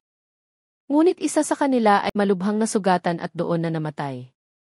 Bago mamatay, sinabi ng taong iyon na ginising nila ang isang bagay na dapat ay natutulog sa dagat. Pagkatapos ng pangyayaring iyon, umuwi si Rico na may dalang pagsisisi. Itinago niya ang lihim na iyon sa loob ng maraming taon at nangakong hindi na babalik sa amihan. Ngunit ilang buwan na ang nakalipas, nagsimula siyang managinip na dinadalaw siya ng isang binatang humihiling na bumalik siya at tuparin ang isang pangako. Kaya siya umuwi sa baryo. Sigurado siyang ang bowl na natagpuan ng mga residente ay ang parehong bowl at sinisingil ng dagat ang isang matagal ng pangako. Matagal na tinitigan ni Mang Lando si Rico nang hindi nagsasalita. Basa ang kanyang mga mata, ngunit hindi dahil sa galit. Pakiramdam lamang niya ay walang laman ang kanyang puso. Itinala ni Marco ang lahat ng pag-amin at sinabing kailangang suriin ang paliwanag na iyon gamit ang mga tunay na ebidensya. Ngunit sa kanyang puso, alam niyang ang narinig niya noong araw na iyon ay hindi lamang isang kwentong bayan. Biglang may malakas na tunog mula sa labas. Malakas na umihip ang hangin, nagpayanig sa mga dahon ng niyog. Isang bata ang tumakbo papasok sa barangay hall, sumisigaw na umakyat na ang tubig dagat sa kalsada. Agad na lumabas ang lahat. Sa di kalayuan, nakita ang malalaking alon na humahampas sa mga bato, mas mataas kaysa karaniwan. Kumalat ang maalat na tubig sa buhanginan at nagdulot ng puting bula na tumakip sa ilang bahagi ng lupa. Nagsimulang magpanik ang mga residente. Ang ilan ay tumakbo sa kani-kanilang mga bahay para iligtas ang mga mahahalagang gamit. Sumigaw si Marco na lumayo ang lahat sa dalampasigan. Ngunit sa gitna ng kaguluhan, nakita ni Elena ang isang bagay sa pagitan ng mga alon. Isang lumang bangka ang dahan-dahang lumitaw sa ibabaw ng tubig, saka muling nawala, nilamon ng alon. Tumakbo si Rico patungo sa dalampasigan. Kahit sinubukan siyang pigilan ni Marco, sumigaw siyang tinatawag siya ng dagat. Hinabol siya ni Mang Lando na may mabigat na mga hakbang. Nagsimulang umulan na may kasamang kidlat. Sa kislap ng liwanag, nakita nilang nakatayo si Rico sa gilid ng tubig na nakabukas ang mga kamay na parabang may kausap na hindi nakikita. Isang alon ang dumating at tinakpan ang kanyang katawan. Nang humupa ang tubig, wala na si Rico, tanging ang kwintas na metal na hugis alon ang naiwan sa buhanginan. Kinuha ito ni Mang Lando na may nanginginig na mga kamay sa katinitigan ang dagat na ngayon ay malakas na umaalimpuyo. Inutusan ni Marco ang mga residente na lumayo ng husto sa dalampasigan. Alam niyang darating na naman ang bagyo ngayong gabi. Sa kalangitan, umalingaungaw ang tunog ng kulog at mababa ang lipad ng mga kanaway patungo sa lupa, isang senyales na galit talaga ang dagat. Pagsapit ng gabi, lalong lumakas ang hangin. Isinara ni Elena ang lahat ng bintana at nagdasal sa kanyang puso na sana ay mabilis na lumipas ang bagyo. Niyakap ni Benjo ang kanyang ina at nagtanong, kakainin po ba ng dagat ang lahat ng tao? Mahinang sumagot si Elena na walang kinakain ang dagat. Naaalala lamang ng dagat. Nang bumagsak ang gabi, naging madilim ang bato ni Malakas. Tanging ang tunog ng alon at hangin ang patuloy na nag-uumpugan. Sa di kalayuan, muling lumitaw ang asul na liwanag sa ibabaw ng dagat, nagbibigay liwanag sa ibabaw ng tubig na parang isang matang gising. Alam ng lahat sa baryo na sa gabing iyon, muling binubuksan ng dagat ang pinto ng kanyang mga lihim. Nang gabing iyon, umitim ang kalangitan sa itaas ng bato ni Malakas na parang uling. Ang hangin ay nagmula sa dagat, may dalang amoy alat at matapang na amoy metal. Malakas ang buhos ng ulan, tumatama sa mga bubong at dahon ng niyog, lumilikha ng tunog na parang mga nababaling sanga. Kumikidlat sa abot tanaw, ang asul na liwanag nito ay paminsan-minsang nag-ilaw sa matataas na alon. Ang buong baryo amihan ay nagsara ng pinto at nagtago sa loob ng kanilang mga tahanan. Sa kanyang maliit na bahay na gawa sa kahoy, nakaupo si Elena, mahigpit na yakap si Benjo sa isang sulok ng silid. Malakas na gumagalaw ang gasera, halos mamatay sa ihip ng hangin. Sa labas, ang tunog ng alon ay parang daan-daang tambol na sabay-sabay na pinapalo. Sa bawat kidlat, nanginginig ang salamin ng bintana at bahagyang yumayanig ang sahig. Nagdasal si Elena na sana ay hindi gumuho ang kanilang bahay. Nakatayo si Mang Lando sa harap ng pinto, tinitingnan ang madilim na gabi mula sa siwang ng tabla. Hindi niya inaalis ang tingin sa dagat na mukhang isang dambuhalang halimaw na humihinga. Alam niyang hindi titigil ang dagat hanggat hindi nito nakukuha ang gusto. Sa kanyang kamay, hawak pa rin niya ang kwintas na metal na iniwan ni Rico. Mahigpit niya itong hinawakan na para bang kayang pigilan ang bagay na iyon ang galit ng dagat. May malakas na katok sa pinto. Nagulat si Elena at tinawag ang kanyang ama. Ngunit bago pa mabuksan ni Mang Lando ang pinto, tumigil ang tunog. Tanging ang humuhuning hangin sa pagitan ng mga siwang ng tabla. Naghintay sila sa katahimikan saka bumalik sa sala. Panandali ang namatay ang gasera, nagpadilim sa buong bahay. Sa labas, may narinig na tunog na parang mga yapak sa buhanginan. Naglakas loob si Elena na sumilip sa maliit na bintana. Sa liwanag ng kidlat, nakita niya ang ilang anino na naglalakad patungo sa dalampasigan. Malabo sila, ngunit mabagal ang kanilang kilos na parabang pajuwang-gewang. Namutla ang mukha ni Elena. Hinilan niya ang kanyang ama para hindi makita. Ngunit lumabas na si Mang Lando na may dalang reserbang gasera. Tumama ang ulan sa kanyang mukha paglabas niya. Tumawag siya sa sinumang maaaring nasa labas pa ngunit walang sumagot. Sa gitna ng ugong ng hangin, may narinig siyang mahinang tawag na parang boses ng kanyang nawawalang anak. Lumapit siya ng lumapit sa dalampasigan. Si Elena, na takot, ay tumakbo rin para sundan siya. Yakap-yakap si Benjo. Sa gilid ng tubig, huminto sila. Mataas ang alon, halos umabot sa kanilang mga tuhod. Sa liwanag ng kidlat, may nakita sila sa gitna ng dagat. Isang grupo ng asul na liwanag na dahan-dahang gumagalaw, bumubuo ng isang bilog. Mula sa direksyong iyon, lumitaw ang anino ng isang lumang bangkang lumulutang sa ibabaw ng mga alon. Sa ibabaw ng bangka, nakatayo ang isang binatang may mukhang katulad ng panganay na anak ni Mang Lando.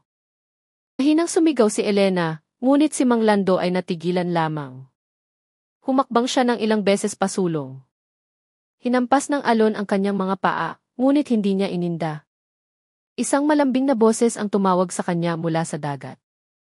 Hiniling ng boses na huwag siyang matakot dahil gusto lamang ibalik ng dagat ang nawala. Dumating si Marco, tumatakbo kasama ang ilang residente na may dalang mga sulo at lubid. Sinubukan nilang hilahin pabalik si Mang Lando, ngunit masyadong malakas ang hangin. Isang mas mataas na alon ang dumating at hinampas sila hanggang sa matumba. Sa kislap ng liwanag, nakita ni Marco ang malabong ngiti sa mukha ni Mang Lando bago natakpan ng tubig ang kanyang katawan at nawala sa mga alon.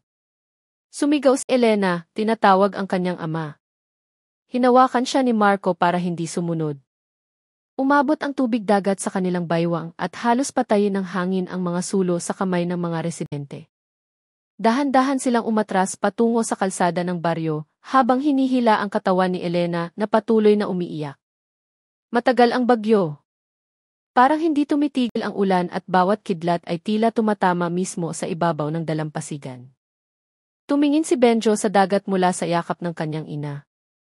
Hindi umiiyak ang maliit na bata, mahina lamang bumulong na umuuwi na raw ang kanyang lolo, kasama ang kanyang tiyuhin sa bangka ng liwanag. Bago mag-umaga, nagsimulang humina ang hangin. Ang ulan ay naging ambon na lamang. Dahan-dahang kumalma ang dagat na parang hindi kailanman nagalit. Nawala ang asul na liwanag sa ibabaw nito at tanging ang mga puting bula ang naiwan sa buhanginan. Bumalik si Marco at ilang residente sa dalampasigan para hanapin si Mang Lando, ngunit hindi nila ito natagpuan. Ang naiwan na lamang ay ang kwintas na metal na nakalatag sa pagitan ng mga bato. Kinuha ni Elena ang kwintas na may nanginginig na mga kamay. Tinitigan niya ang dagat na ngayon ay mukhang payapa na at mahinang sinabi na sana ay alagaan ng payapa ng dagat ang kanyang ama. Tahimik na nakatayo si Marco sa tabi niya. Alam niyang wala na silang magagawa noong gabing iyon. Kinuha na ng dagat ang dati nitong ibinigay. Nang sumikat ang araw sa likod ng mga burol, tahimik pa rin ang baryo, hindi pa nangangahas lumipad ang mga ibon. Sa dalampasigan, tanging ang mga bakas ng paa na kalahating nawala na dahil sa pagtaas ng tubig. Nakaupo si Elena sa buhanginan, yakap si Benjo na natutulog sa kanyang kandungan. Walang laman ang kanyang puso, ngunit may kaunting ginhawa dahil tumigil na ang bagyo. Alam niyang kumalma na ang dagat dahil nakuha na nito ang hinahanap. Ngunit, sa kanyang puso, may isa pang paniniwala na sa kalaliman ng karagatan, may mga lihim pa ring hindi pa natatapos. Mga lihim tungkol sa pangako ng tao at ng dagat na hindi malilimutan ng panahon. Kinabukasan ng umaga, nabalot ng mamasa-masang hangin at katahimikan ang baryo Amihan. Kulay abo pa rin ang kalangitan kahit tumila na ang ulan mula pa madaling araw. Ang mga natirang tubig ay tumutulo mula sa mga dahon ng niyog at dumadaloy sa basang lupa. Ang dagat sa bato ni Malakas ay mukhang payapa na parang hindi nag-amok kagabi. Ngunit, ang kapayapaang iyon ay nagdala ng isang pakiramdam ng kawalan na mahirap ipaliwanag. Dahan-dahang naglakad si Elena patungo sa dalampasigan, mabigat ang mga hakbang. Mahigpit na hawak ni Benjo ang kanyang kamay. Sa bawat ihip ng hangin, yumuyuko ang maliit na bata, na para bang takot na tawagin ng hangin ang pangalan ng kanyang lolo. Sa gilid ng dalampasigan, huminto si Elena. Basa pa rin ang buhanginan at doon ay may mga malabong bakas ng mga yapak. Alam niyang sa kanyang ama ang mga bakas na iyon. Hindi kalayuan, nakatayo si Marco kasama ang ilang residenteng tumutulong maglinis ng mga basura sa pagitan ng buhanginan. Natagpuan nila ang mga piraso ng tabla mula sa isang lumang bangka, mga buhol-buhol na lubid, at ilang maliliit na gamit ng mga mangingisda na nawala, tinangay ng alon. Walang senyales ng katawan ni Mang Lando. Matagal na tinitigan ni Marco ang dagat saka may isinulat sa kanyang kwaderno. Isinulat niyang isinara na ng dagat ang sarili nitong kwento. Dumating si Aling Sela na may dalang maliit na insenso at tubig na may bulaklak. Inilagay niya ito sa ibabaw ng isang malaking bato malapit sa dalampasigan saka nagdasal sa mahinang boses. Payapa ang kanyang mukha, ngunit basa ang kanyang mga mata. Sinabi niyang hindi malupit ang dagat. Tinutupad lamang ng dagat ang pangako. Madalas makalimot ang tao, ngunit laging naaalala ng dagat. Ang mga residenteng nakarinig ay yumuko lamang sa katahimikan. Lahat sila ay may nawala noong gabing iyon at hindi alam kung kanino magagalit. Naupo si Elena sa buhanginan, tinitingnan ang mga bula ng alon na dumarating at umaalis. Nakaupo si Benjo sa kanyang kandungan, hawak ang kwintas na metal na hugis alon na dating pag-aari ng kanyang lolo. Pinaglaruan niya ito sa kanyang maliit na kamay at sinabing dinala na ng dagat ang kanyang lolo sa luma nitong bahay. Bahagyang humiti si Elena, kahit na bumagsak ang kanyang mga luha nang hindi mapigilan. Pagsapit ng tanghali, nang magsimulang lumiwanag ang langit, ilang mangingisda ang naglakas loob na bumaba sa dalampasigan para tingnan ang kalagayan ng kanilang mga bangka. Tinulungan sila ni Marco na suriin ang mga lubid at lambat. Kahit payapa ang kanyang mukha, hindi tumitigil ang kanyang isipan sa pag-iisip tungkol sa mga pangyayari noong gabing iyon. Naaalala niya ang asul na liwanag na lumitaw sa gitna ng mga alon at ang kakaibang tunog na parang nagsasalita. Nagsimula siyang maramdaman na ang mga pangyayari sa bato ni Malakas ay hindi lamang tungkol sa alon at bagyo, kundi tungkol sa isang bagay na mas malalim. Sa barangay hall, inayos niya ang huling ulat na ipapadala sa probinsya. Ngunit, sa huling pahina, nagsulat siya ng isang personal na tala. Isinulat niyang hindi lamang tubig at asin ang itinatago ng dagat, kundi pati na rin ang alaala ng tao. Bawat pangakong binitiwan sa ibabaw nito ay mananatiling buhay hanggang sa matupad. Hindi niya alam kung paniniwalaan ang kanyang isinulat, ngunit naramdaman niyang gumaan ang kanyang loob matapos itong isulat. Sa hapon, sinindihan ni Elena ang gasera sa kanyang kainan. Binuksan niya ang maliit na bintanang nakaharap sa dagat. Ang liwanag ng hapon ay nagpakinang sa ibabaw ng tubig. Wala nang galit doon, tanging malalim na katahimikan. Ilang residente ang dumating para bumili ng mainit na tsaa at umupo sa mga bangkong kawayan. Mahina silang nag-usap tungkol sa buhay na kailangang magpatuloy. Dumating si Aling Stella sa kainan na may dalang ilang bulaklak ng sampagita. Ibinigay niya ito kay Elena para ilagay sa gilid ng dagat bilang tanda ng panalangin. Sinabi niyang bawat taong nawala sa dagat ay hindi talaga nawawala dahil ang dagat ay isang daan sa pagitan ng mundo ng mga tao at mundo ng mga alaala. Tinanggap ni Elena ang mga bulaklak at nagpasalamat. Pagsapit ng gabi, dumating si Marco sa kainan. Umupo siya sa upuan malapit sa bintana, nakatingin sa dagat na nagsisimula ng dumilim. Ipinagtimpla siya ni Elena ng tsaa ng walang maraming salita. Naupo lamang sila sa katahimikan, nakikinig sa mahinang tunog ng alon. Pagkatapos ng ilang sandali, sinabi ni Marco na marahil ay babalik na siya sa lungsod kapag tapos na ang lahat ng ulat. Ngunit bago umalis, gusto niyang siguraduhin na ligtas na ang dalampasigang ito at wala nang magiging biktima. Tumingin si Elena sa dagat saka mahinang sumagot na laging magiging ligtas ang dagat kung hindi makakalimot ang tao na igalang ito. Sinabi niyang laging naniniwala ang kanyang ama na ang dagat ay isang guro na nagtuturo ng pasensya at pagkawala. Dahan-dahang tumango si Marco. Naiintindihan niya ngayon na ang kailangan ay hindi lamang imbestigasyon, kundi pati na rin pagtanggap. Dahan-dahang bumagsak ang gabi. Ang liwanag ng gasera ay sumasalamin sa payapang ibabaw ng tubig. Tumingin si Elena sa dagat at naramdaman niyang para siyang nakikita ang anino ng kanyang ama na nakatayo doon, hawak ang isang maliit na bangka habang nakangiti. Ipinikit niya ang kanyang mga mata at nagdasal sa kanyang puso na sana ay payapang magpahinga ang kaluluwa ng kanyang ama at kapatid sa kanilang tunay na tahanan. Sa labas ng kainan, patuloy na dumarating ang mga alon, nagdadala ng isang malambing na ritmo. Bawat ihip nito ay parang naghahatid ng mensahe na ang lahat ng nawala ay sa huli ibabalik sa takdang panahon.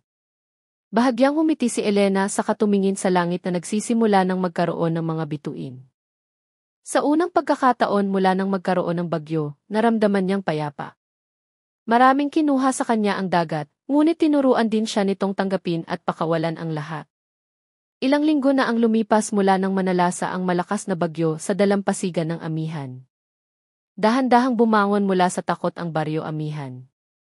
Mas malinaw na ngayon ang kalangitan.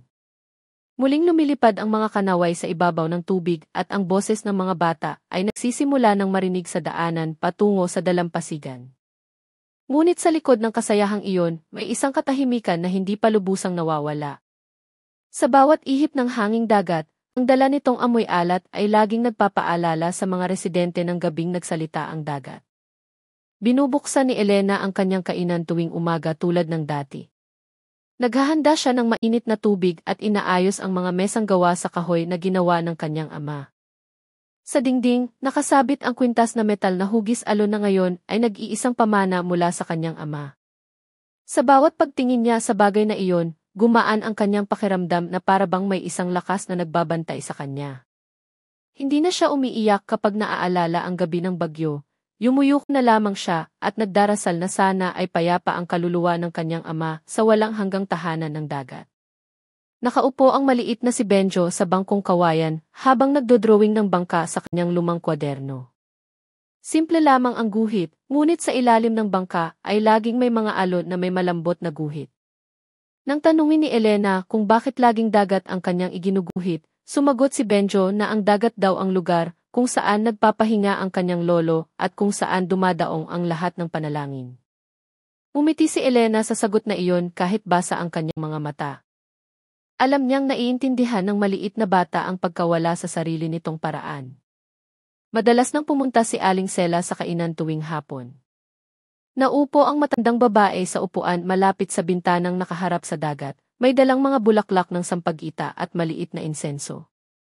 Sinabi niyang dapat laging bigyan ng paggalang ang dagat dahil hindi lamang ito nagbibigay ng isda at biyaya, kundi nagtatago rin ng mga alaala ng tao. Nakikinig si Elena ng may buong paggalang. Dahan-dahang natututo ang kanyang puso na tanggapin na ang dagat ay hindi kaaway, kundi tagapangalaga ng balanse ng buhay. Pansamantalang nananatili pa rin sa baryo si Isa Marco Reyes. Hindi na siya nagdadala ng makapal na kwaderno tulad ng dati, kundi isang maliit na papel lamang kung saan niya isinusulat ang kanyang mga pagninilay. Madalas siyang mahinang nakikipag-usap kay Elena habang umiinom ng tsaa sa kainan. Hindi na nila pinag-uusapan ang trahedya, kundi kung paano dahan-dahang nakahanap ng kapayapaan ang baryo matapos ang pagkawala. Minsan, matagal silang tahimik habang nakatingin sa dagat dahil may mga bagay na hindi na kailangang ipaliwanag sa salita. Noong hapong iyon, kulay kahel at malambot ang langit. Dahan-dahang humampas ang mga alon sa buhanginan ng walang malakas na tunog. Nagtipon ang mga residente sa dalampasigan para alalahanin ang mga nawala. Nakatayo si Marco sa gitna ng mga residente na may dalang puting bulaklak, habang si Elena ay hawak ang kamay ni Benjo na hindi niya binibitawan. Lahat sila ay yumuko at nagdasal. Nang ihagis ang mga bulaklak sa dagat, mahinahon ang ihip ng hangin, may dalang amoy ng asin at sampag-ita. Payapang tinanggap ito ng mga alon na parabang buong pagmamahal na tinanggap ang alay. Pagkatapos ng seremonya, tiningnan ni Elena ang dagat na sumasalamin sa liwanag ng takip silim. Sa kanyang puso, sumagi ang imahe ng kanyang ama at kapatid. Naramdaman niyang hindi talaga sila nawala. Lumipat lamang sila sa isang mas payapang lugar.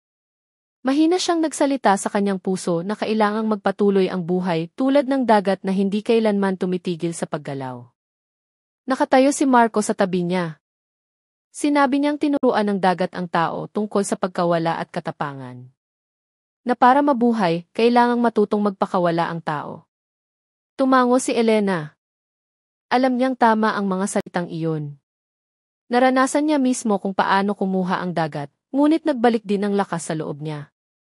Pagsapit ng gabi, umuwi na ang mga residente. Dahan-dahang naging tahimik ang dalampasigan. Tanging ang tunog ng alon at ihip ng hangin ang natira. Isinara ni Elena ang kanyang kainan at naglakad pa uwi kasama si Benjo. Sa buong daan, narinig niya ang tunog ng mga kuliglig at amoy ng basang lupa. Alam niyang dahan-dahang babalik sa dati ang buhay, kahit na may bahagi ng kanyang puso na habang buhay na maiiwan sa dagat. Pagdating sa bahay, sinindihan ni Elena ang gasera at binuksan ang maliit na bintana. Pumasok ang lamig mula sa dagat. Tiningnan niya ang langit na nagsisimula ng magkaroon ng mga bituin. Sa di kalayuan, mukhang malambot na kumikinang na parang pilak ang dagat. Mahina siyang bumulong na sana ay laging payapa ang dagat at alagaan ang lahat ng kaluluwang minahal niya. Niyakap ni Benjo ang kanyang ina bago matulog at sinabing nakangiti raw ang dagat ngayong gabi. Hinaplos ni Elena ang buhok ng kanyang anak at ngumiti rin. Alam niyang ang ngiting iyon ay mula sa mga yumao, mula sa kanyang ama, mula sa kanyang kapatid, mula sa lahat na ngayon ay bahagi na ng dagat ng amihan. Noong gabing iyon, payapa ang baryo amihan, mahina ang ihip ng hangin, at mahina ang ugong ng dagat na parang pinapatulog ang mundo. Sa katahimikan na iyon, napagtanto ni Elena na ang buhay ay laging umiikot na parang mga alon, dumarating at umaalis, nagdadala ng lungkot at ibinabalik ito bilang kapayapaan. Ilang buwan na ang lumipas mula nang manalasa ang malakas na bagyo sa dalampasigan ng amihan. Nabuhay na muli ang baryo amihan tulad ng dati. Ngunit may kakaibang kapayapaan, hindi na nakakatakot ang dagat, sa halip ay mas palakaibigan na. Tuwing umaga, ang hangin ay may dalang malambot na amoy alat, na para bang nagbubuga ng payapang hininga ang dagat sa bawat bahay na nakatayo sa gilid ng buhanginan. Mas matatag na ngayon si Elena. Tuwing madaling araw, nagsisindi siya ng maliit na apoy sa kusina ng kanyang kainan, naghahanda ng mainit na tubig at inaayos ang mga tuyong isda sa mesa. Muling naririnig ang kanyang boses na tumatawag sa mga dumadaang customer. Malambot ang kanyang ngiti na parang alon sa umaga na bumabati sa mga bato. Hindi na niya nararamdamang mag-isa dahil laging kasama niya si Benjo sa kanyang masayang tawa. Lumaki si Benjo na isang batang mahilig magtanong tungkol sa dagat. Madalas siyang umupo sa gilid ng tubig, naghahagis ng maliliit na bato sa mga alon. Sabi niya, naririnig ng dagat ang bawat tunog, kahit ang pinakamahinang bulong. Hindi siya sinaway ni Elena, umiti lamang. Alam niyang may sariling paraan ang kanyang anak para makipag-usap sa dagat, isang paraan na minana mula sa kanyang ama at kapatid na ngayon ay nasa kalaliman na.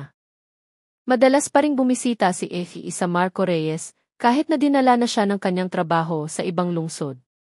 Nagsusulat na siya ngayon ng isang libro tungkol sa buhay sa baybayin, tungkol sa mga taong natuto mula sa mga alon at pagkawala. Sa bawat pagbalik niya sa amihan, laging siyang dumadaan sa kainan ni Elena. Doon, nagbabahagi sila ng mga simpleng kwento tungkol sa mga araw na lumipas ng walang bagyo. Isang hapon, napakaganda ng langit. Binalot ng liwanag na takip-silim ang dagat ng kulay ginto-pula. Dahan-dahang dumating ang mga alon, nagdala ng mga puting bula na sumasayaw sa buhanginan. Nakatayo si Elena sa harap ng kainan, pinagmamasdan ang payapang dagat. Sa kanyang kamay, hawak niya ang kwintas na metal na hugis alon na dating pag-aari ng kanyang ama. Dahan-dahan niya itong hinaplos saka isinabit sa bintana ng kainan. Kumikinang ang kwintas sa liwanag ng hapon, sumasalamin ng isang malambot na sinagpatungo sa dagat. Biglang tumakbo si Benjo mula sa dalampasigan, itinuturo ang abot tanaw. Sabi niya, may asul na liwanag sa ilalim ng tubig, kumikinang na parang bituing lumubog sa dagat. Lumabas si Elena, tiningnan ang direksyong itinuturo ng kanyang anak. Totoo nga.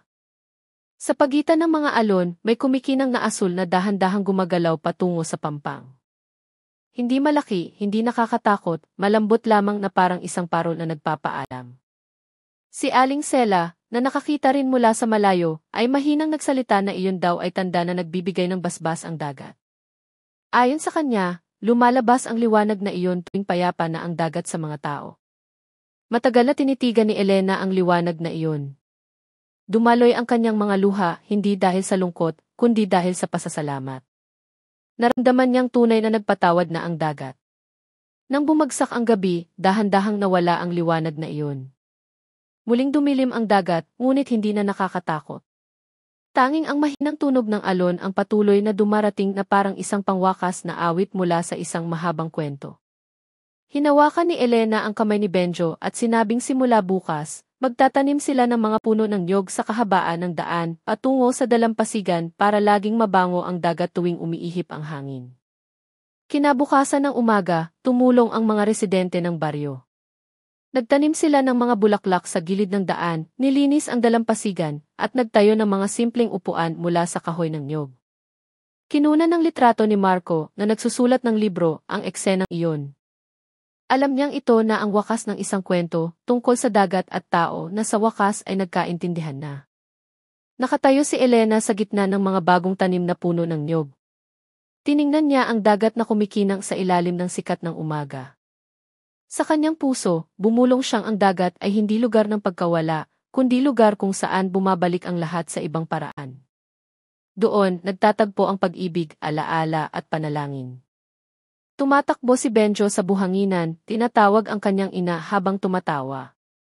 Dinampian ng maliit na alon ang kanyang mga paa saka dahan-dahang umatras, nag-iwan ng mga bula na bumuo ng isang malambot na linya na parang sulat sa buhanginan. Matagal itong tinitigan ni Elena. Alam niyang hindi iyon isang pagkakataon. Alam niyang nagsusulat ang dagat ng kanyang huling mensahe. Simple ngunit malalim ang mensahe. Nagsasabing ang tao at ang dagat ay magkapatid sa paglalakbay ng panahon. Ang isa ay nag-aalaga sa lupa, ang isa naman ay nag-aalaga sa mga alaala. Ipinikit ni Elena ang kanyang mga mata at nilanghap ang sariwang amoy alat. Naramdaman niyang payapa. Wala nang takot, wala nang iyak. Tanging pasasalamat dahil ang dagat na dating nagdala ng pagkawala ay nagturo ngayon ng kahulugan ng pag-uwi. Dahan-dahang dumating ang gabi. Sa langit, nagkalat ang mga bituin na parang maliliit na ilaw mula sa kalangitan.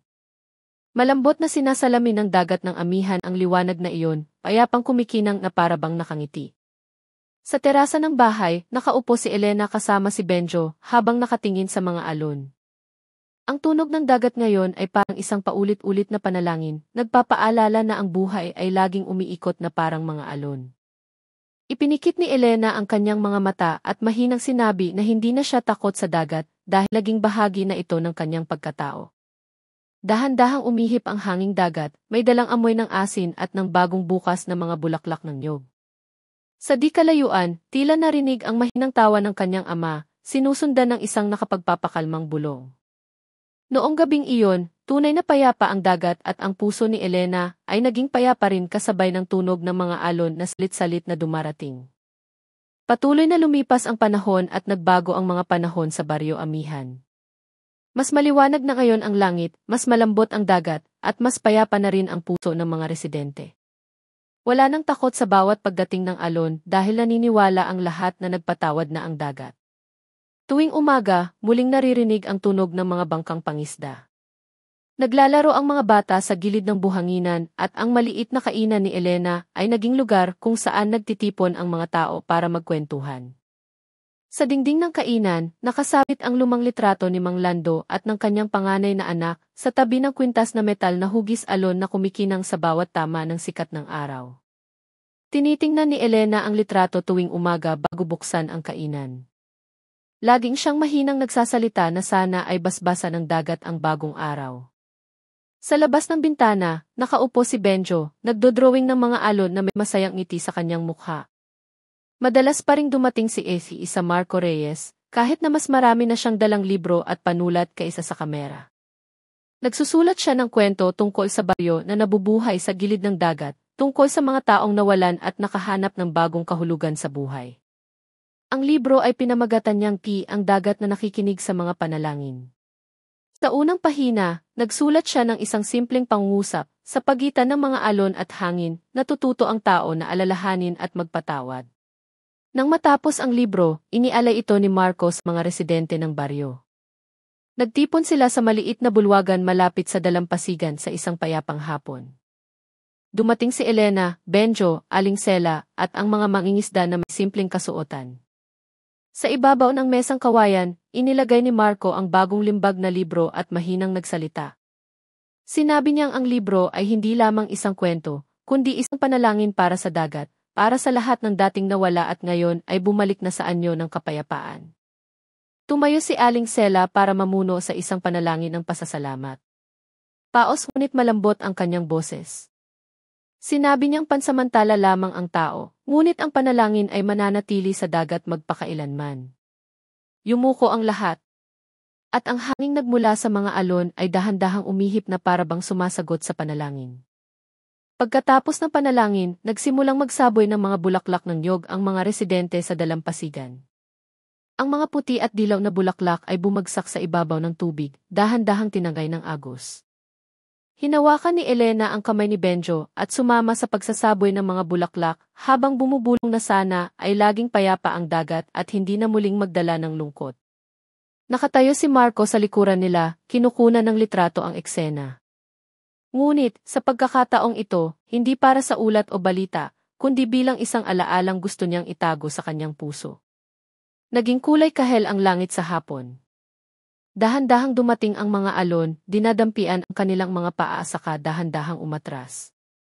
Sa di kalayuan, may nakitang malabong asul na liwanag na panandali ang lumitaw sa ilalim ng ibabaw ng tubig na parang isang pagbati mula sa nakaraan. Tinitigan ni Elena ang liwanag na iyon na may payapang ngiti. Alam niyang bumabati ang dagat hindi para takutin, kundi para magpasalamat. Isinara ni Marco ang kanyang libro at matagal na tinitigan ang dagat. Sa katahimikan, naramdaman niyang hindi sapat ang lahat ng salitang isinulat niya para ilarawan ang ganda ng simpleng sandaling ito. Mahina siyang nagsalita kay Elena na isinulat na ng dagat ang sarili nitong kwento sa kanilang mga puso. Tumango si Elena, may namumuong luha sa kanyang mga mata, ngunit payapa. Sinabi niyang hindi kailanman kumukuha ang dagat ng hindi nagbibigay. Kailangan lamang ng tao ng panahon para maintindihan ang kanyang ibinibigay. Dahan-dahang dumating ang gabi. Sumikat ang buwan sa langit, sumasalamin sa ibabaw ng dagat. Nakaupo pa rin ang mga residente sa buhanginan, nagbabahagi ng mga kwento tungkol sa nakaraan at mga magaang tawa tungkol sa hinaharap. Natutulog na si Benjo sa kandungan ng kanyang ina, habang si Elena ay malambing na hinahaplos ang buhok ng kanyang anak. Tumingin si Marco sa dagat at mahinang sinabi na sa susunod na pagdating ng mga alon, gusto niyang pakinggan ito na parang nakikinig sa isang panalangin. Sumagot ang dagat sa isang mahinang ugong na para bang naiintindihan talaga. Nang magsimulang umuwi ang lahat ng residente, lumingon si Elena ng isang beses pa sa dagat. Nakita niya ang isang maliit na kislap sa ibabaw ng tubig na kumikinang na parang isang nahuhulog na bituin. Naramdaman niyang uminit ang kanyang puso. Alam niyang hindi na nagtatago ng mga lihim ang dagat. Tanging mga alaala at pag-ibig na ngayon ay naging liwanag na. Bumulong siya sa kanyang puso na ang kanyang buhay ngayon ay pag-aari na rin ang dagat, dahil doon ang lugar kung saan umuuwi ang bawat pagkawala. Kinabukasan ng umaga, kulay asul na mapusyaw ang kalangitan sa bato ni Malakas, na para bang isang sedang tela na kararating pa lamang mula sa paglalaba sa ulan ng gabi. Sariwa ang hangin, may dalang malambot na amoy ng dagat. Mababa ang lipad ng mga kanaway sa ibabaw ng tubig, ang kanilang mga huni ay nagpapatigil sa payapang katahimikan. Lubos nang nabuhay muli ang Baryo Amihan. Wala nang takot, wala nang anino ng bagyo, tanging ang pang-araw-araw na buhay na payapang dumadaloy. Nakatayo si Elena sa harap ng kanyang bahay, nakatingin sa dalampasigan na nagsisimula ng maging abala sa mga mangingisda. Ang kanyang maliit na kainan ay naging lugar na ngayon para sa bawat taong gustong uminom ng tsaa, habang nakikinig sa mga kwento tungkol sa dagat. Sa dingding, nakasabit pa rin ang kwintas na metal na hugis alon. Ang bagay na iyon ay hindi na simbolo ng pagkawala, kundi isang tanda na hindi kailanman mawawala ang pag-ibig at mga alaala. Nakaupo si Benjo sa hagdanan, naghihintay sa kanyang ina na ihanda ang baon. Sa araw na iyon, pupunta sila sa lungsod kasama si Marco. Plano ni Marco na ipakilala ang librong Ang Dagat na nakikinig sa mga panalangin sa isang kaganapan sa probinsya at gusto niyang sumama si Elena at Benjo. Sabi niya, ang librong iyon ay hindi lamang sa kanya, kundi sa lahat ng residente ng Amihan, lalo na sa dagat ng Amihan. Nang dahan-dahang sumikat ang araw, naglakad silang tatlo patungo sa daanang lupa na papunta sa labas ng baryo. Kumakaway ang ilang residente, nagbibigay ng pagbati. Nakatayo si Aling Sela sa harap ng bahay, nakangiti habang itinaas ang kanyang kamay. Lumapit sandali si Elena sa kanya. Niyakap siya ng matandang babae at bumulong na huwag kalimutang dalhin pa uwi ang hangin ng dagat sa puso. Dahil ang hanging iyon ay laging magpapakita ng daan pa uwi. Ang paglalakbay patungo sa lungsod ay dumaan sa isang maliit na burol na direktang nakatingin sa dagat. Mula doon, ang bato ni Malakas ay kumikinang na parang isang malaking salamin na sumasalamin sa sikat ng umaga. Huminto sandali si Elena, pinagmamasdan ang tanawin. Sa gilid ng tubig, makikita ang isang magandang linya ng alon na para bang kumakaway ng paalam. Mahinang sinabi ni Benjo na nagpapaalam daw ang dagat. Tumango si Elena, malambot ngunit puno ng liwanag ang kanyang mga mata. Tiningnan sila ni Marco na may payapang ngiti. Alam niyang mahabang daan ang nilakbay ni Elena mula sa pagkawala patungo sa kapayapaan. Sa kanyang puso, sinabi niyang hindi lahat ng investigasyon ay nagdadala ng katotohanan sa pamamagitan ng ebidensya. May mga katotohanang matatagpuan lamang sa pamamagitan ng isang pusong handang tumanggap. Pagdating nila sa lungsod, simple lamang ang paglulunsad ng libro. Inilagay ang libro sa isang mesa na may takip na naglalarawan ng dagat na kulay asul na mapusyaw. Maraming tao ang dumating para pakinggan ang kwento tungkol sa isang maliit na baryo na dating binalot ng misteryo at ngayon ay namumuhay ng payapa. Kalmado ang boses ni Marco habang nagsasalita. Sinabi niyang ang kwentong ito ay hindi tungkol sa kamatayan, kundi tungkol sa buhay na hindi talaga nagtatapos. Pagkatapos ng kaganapan, umupo sila sa gilid ng pantalan ng lungsod. Iba ang dagat sa kanilang harapan kumpara sa bato ni Malakas, ngunit pareho pa rin ang tunog nito. Ang hanging dumarating ay may dalang isang pamilyar na bulong. Hinawakan ni Benjo ang kwintas na metal ng kanyang lolo, saka isinabit sa liig ng kanyang ina. Sabi niya, gusto ng dagat na ikaw na ang mag-alaga nito ngayon. Ngumiti si Elena habang hinahaplos ang ulo ng kanyang anak. Tiningnan ni Marco ang araw na nagsisimula ng lumubog at sinabing ang buhay ay parang mga alon, dumarating at umaalis, ngunit laging bumabalik na may dalang isang bagay. Minsan pagkawala, minsan pag-asa, ngunit lahat ay patungo sa iisang tahanan. Tumango si Elena. Alam niyang ang tahanan na iyon ay hindi lamang isang lugar na tinitirhan, kundi ang kapayapaan sa loob ng pusong nakipagkasundo na sa nakaraan. Pagsapit ng hapon, umuwi na sila sa baryo.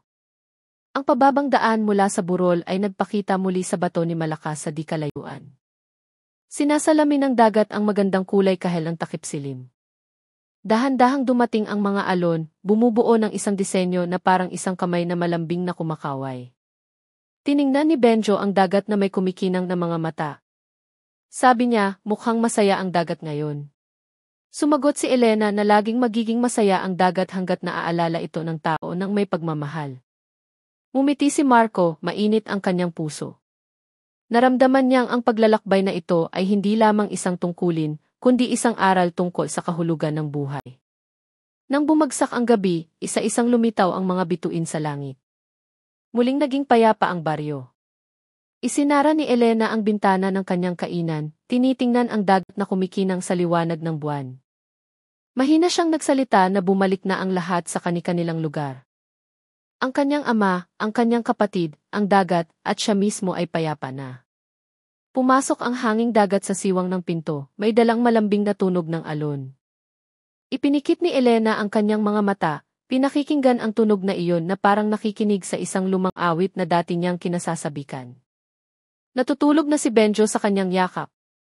Payapa ang kanyang mukha na parang isang maliit na alon na kararating pa lamang. Naglakad si Marco sa labas ng kainan, tinitingnan ang langit at ang dagat na nag-iisa sa di kalayuan.